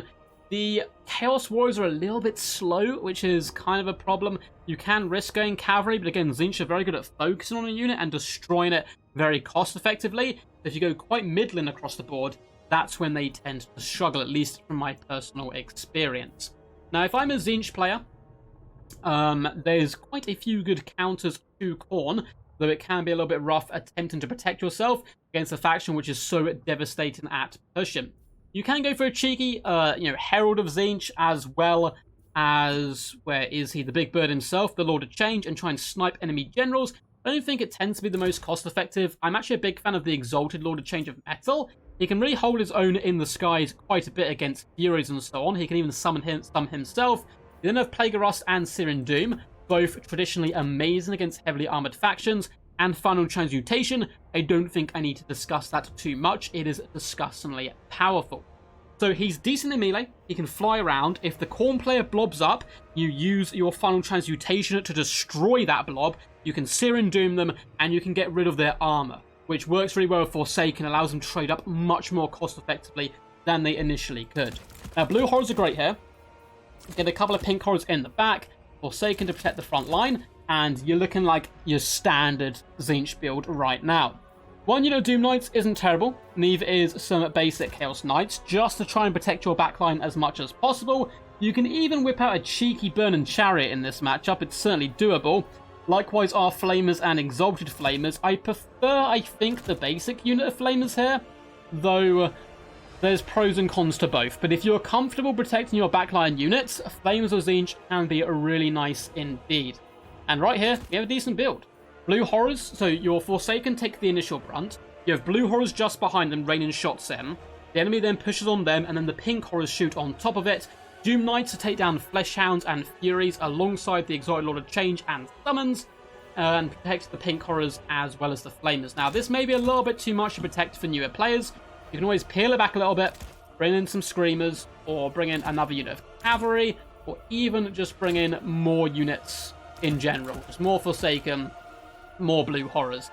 Same kind of goes for domination as land battles in this one. Your backline troops are your damage dealers against Khorne, and if you can get up and running and the momentum in your favor of Tzeentch, if you can stop Khorne puncturing your line instantly and shutting down your back line, you're going to be fine. The longer you shoot, the more and more the game's going to go in your favor. But if they shut down quickly, you're doomed, and that's kind of this matchup in a whole. How quickly can Khorne break you down, shut you down, and finish you off good? That looks like it is the last faction in this section of the guide. So I guess lastly, we can go over Khorne a little bit and discuss them as a whole, as a little bit of a wrap up here. And yeah, so let's go into that. So Khorne, all about pushing aggressively and getting into the back line. It's all about synergies. Going wide of infantry, a nice mixture. You have so many options infantry-wise. There's no excuse in any matchup not to have great infantry. So you've got a great section of infantry. Go wide with them. Use your skirmishers to get into the enemy back line, which is normally where your opponent's best units are to fight you, and bring one or two spicy units, a Scarbrand or a Minotaur, to really dish out the pain and do some big damage. Now, all round, I think Khorne, the fact they don't have magic also makes them quite good for a newer player. It's something that you don't have to think about in the back of the mind always, and that allows you to focus more on micro, and it's a great faction for teaching micro.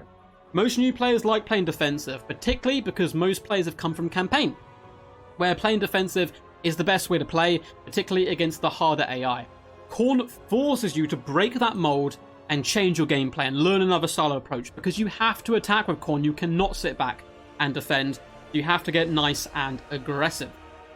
For those reasons alone, I think they're the best faction for it. It also teaches you how to use single entities and large monsters. You've got a lot of large creatures and expensive monsters infantry, which is really squishy to range fire, forcing you to focus on them and use good micromanagement. Your infantry is durable and will look after itself, allowing you to do just that, increasing your micro as a player, and then you can go out and try these Slaanesh armies where you use mass cavalry and so on. So yeah, pretty simple. You move forward, you get aggressive. Flank overloads are fantastic for Khorne in general. Pin all your heavy hitters on one side of your army to break through a formation. Definitely try that out if you are struggling in against onion builds and so on. And hunting down enemy generals, killing key targets with your own lords, and allowing your infantry just to grind out the fight is definitely the best way to go. Hopefully you guys found this video enjoyable as well as useful. I'm sure there's a lot of information on here you guys already know or don't find interesting, but hopefully there's also bits you really did enjoy. This actually unfortunately took 3 times to record because my OBS streaming software hates me. So yeah, I hope you guys appreciate the effort. It was quite a lot to make this. I don't know how long this video is going to be, but I'm sure it's going to be quite long. I'd really appreciate if you guys left a cheeky thumbs up and commented down below if you found this guide useful, and if you'd like to see guides in the future, particularly on what factions. If everyone wants a Kislev one, for example, I'm happy to go out there and do that. And make sure to subscribe as well to the channel to yeah, keep it functioning and afloat in these glorious Total War Warhammer 3 days. So I love Khorne. They're a really fun faction, one of my favorites to play, one of the most competitive and the best faction for new players. Until next time, guys, peace, and as always, stay awesome.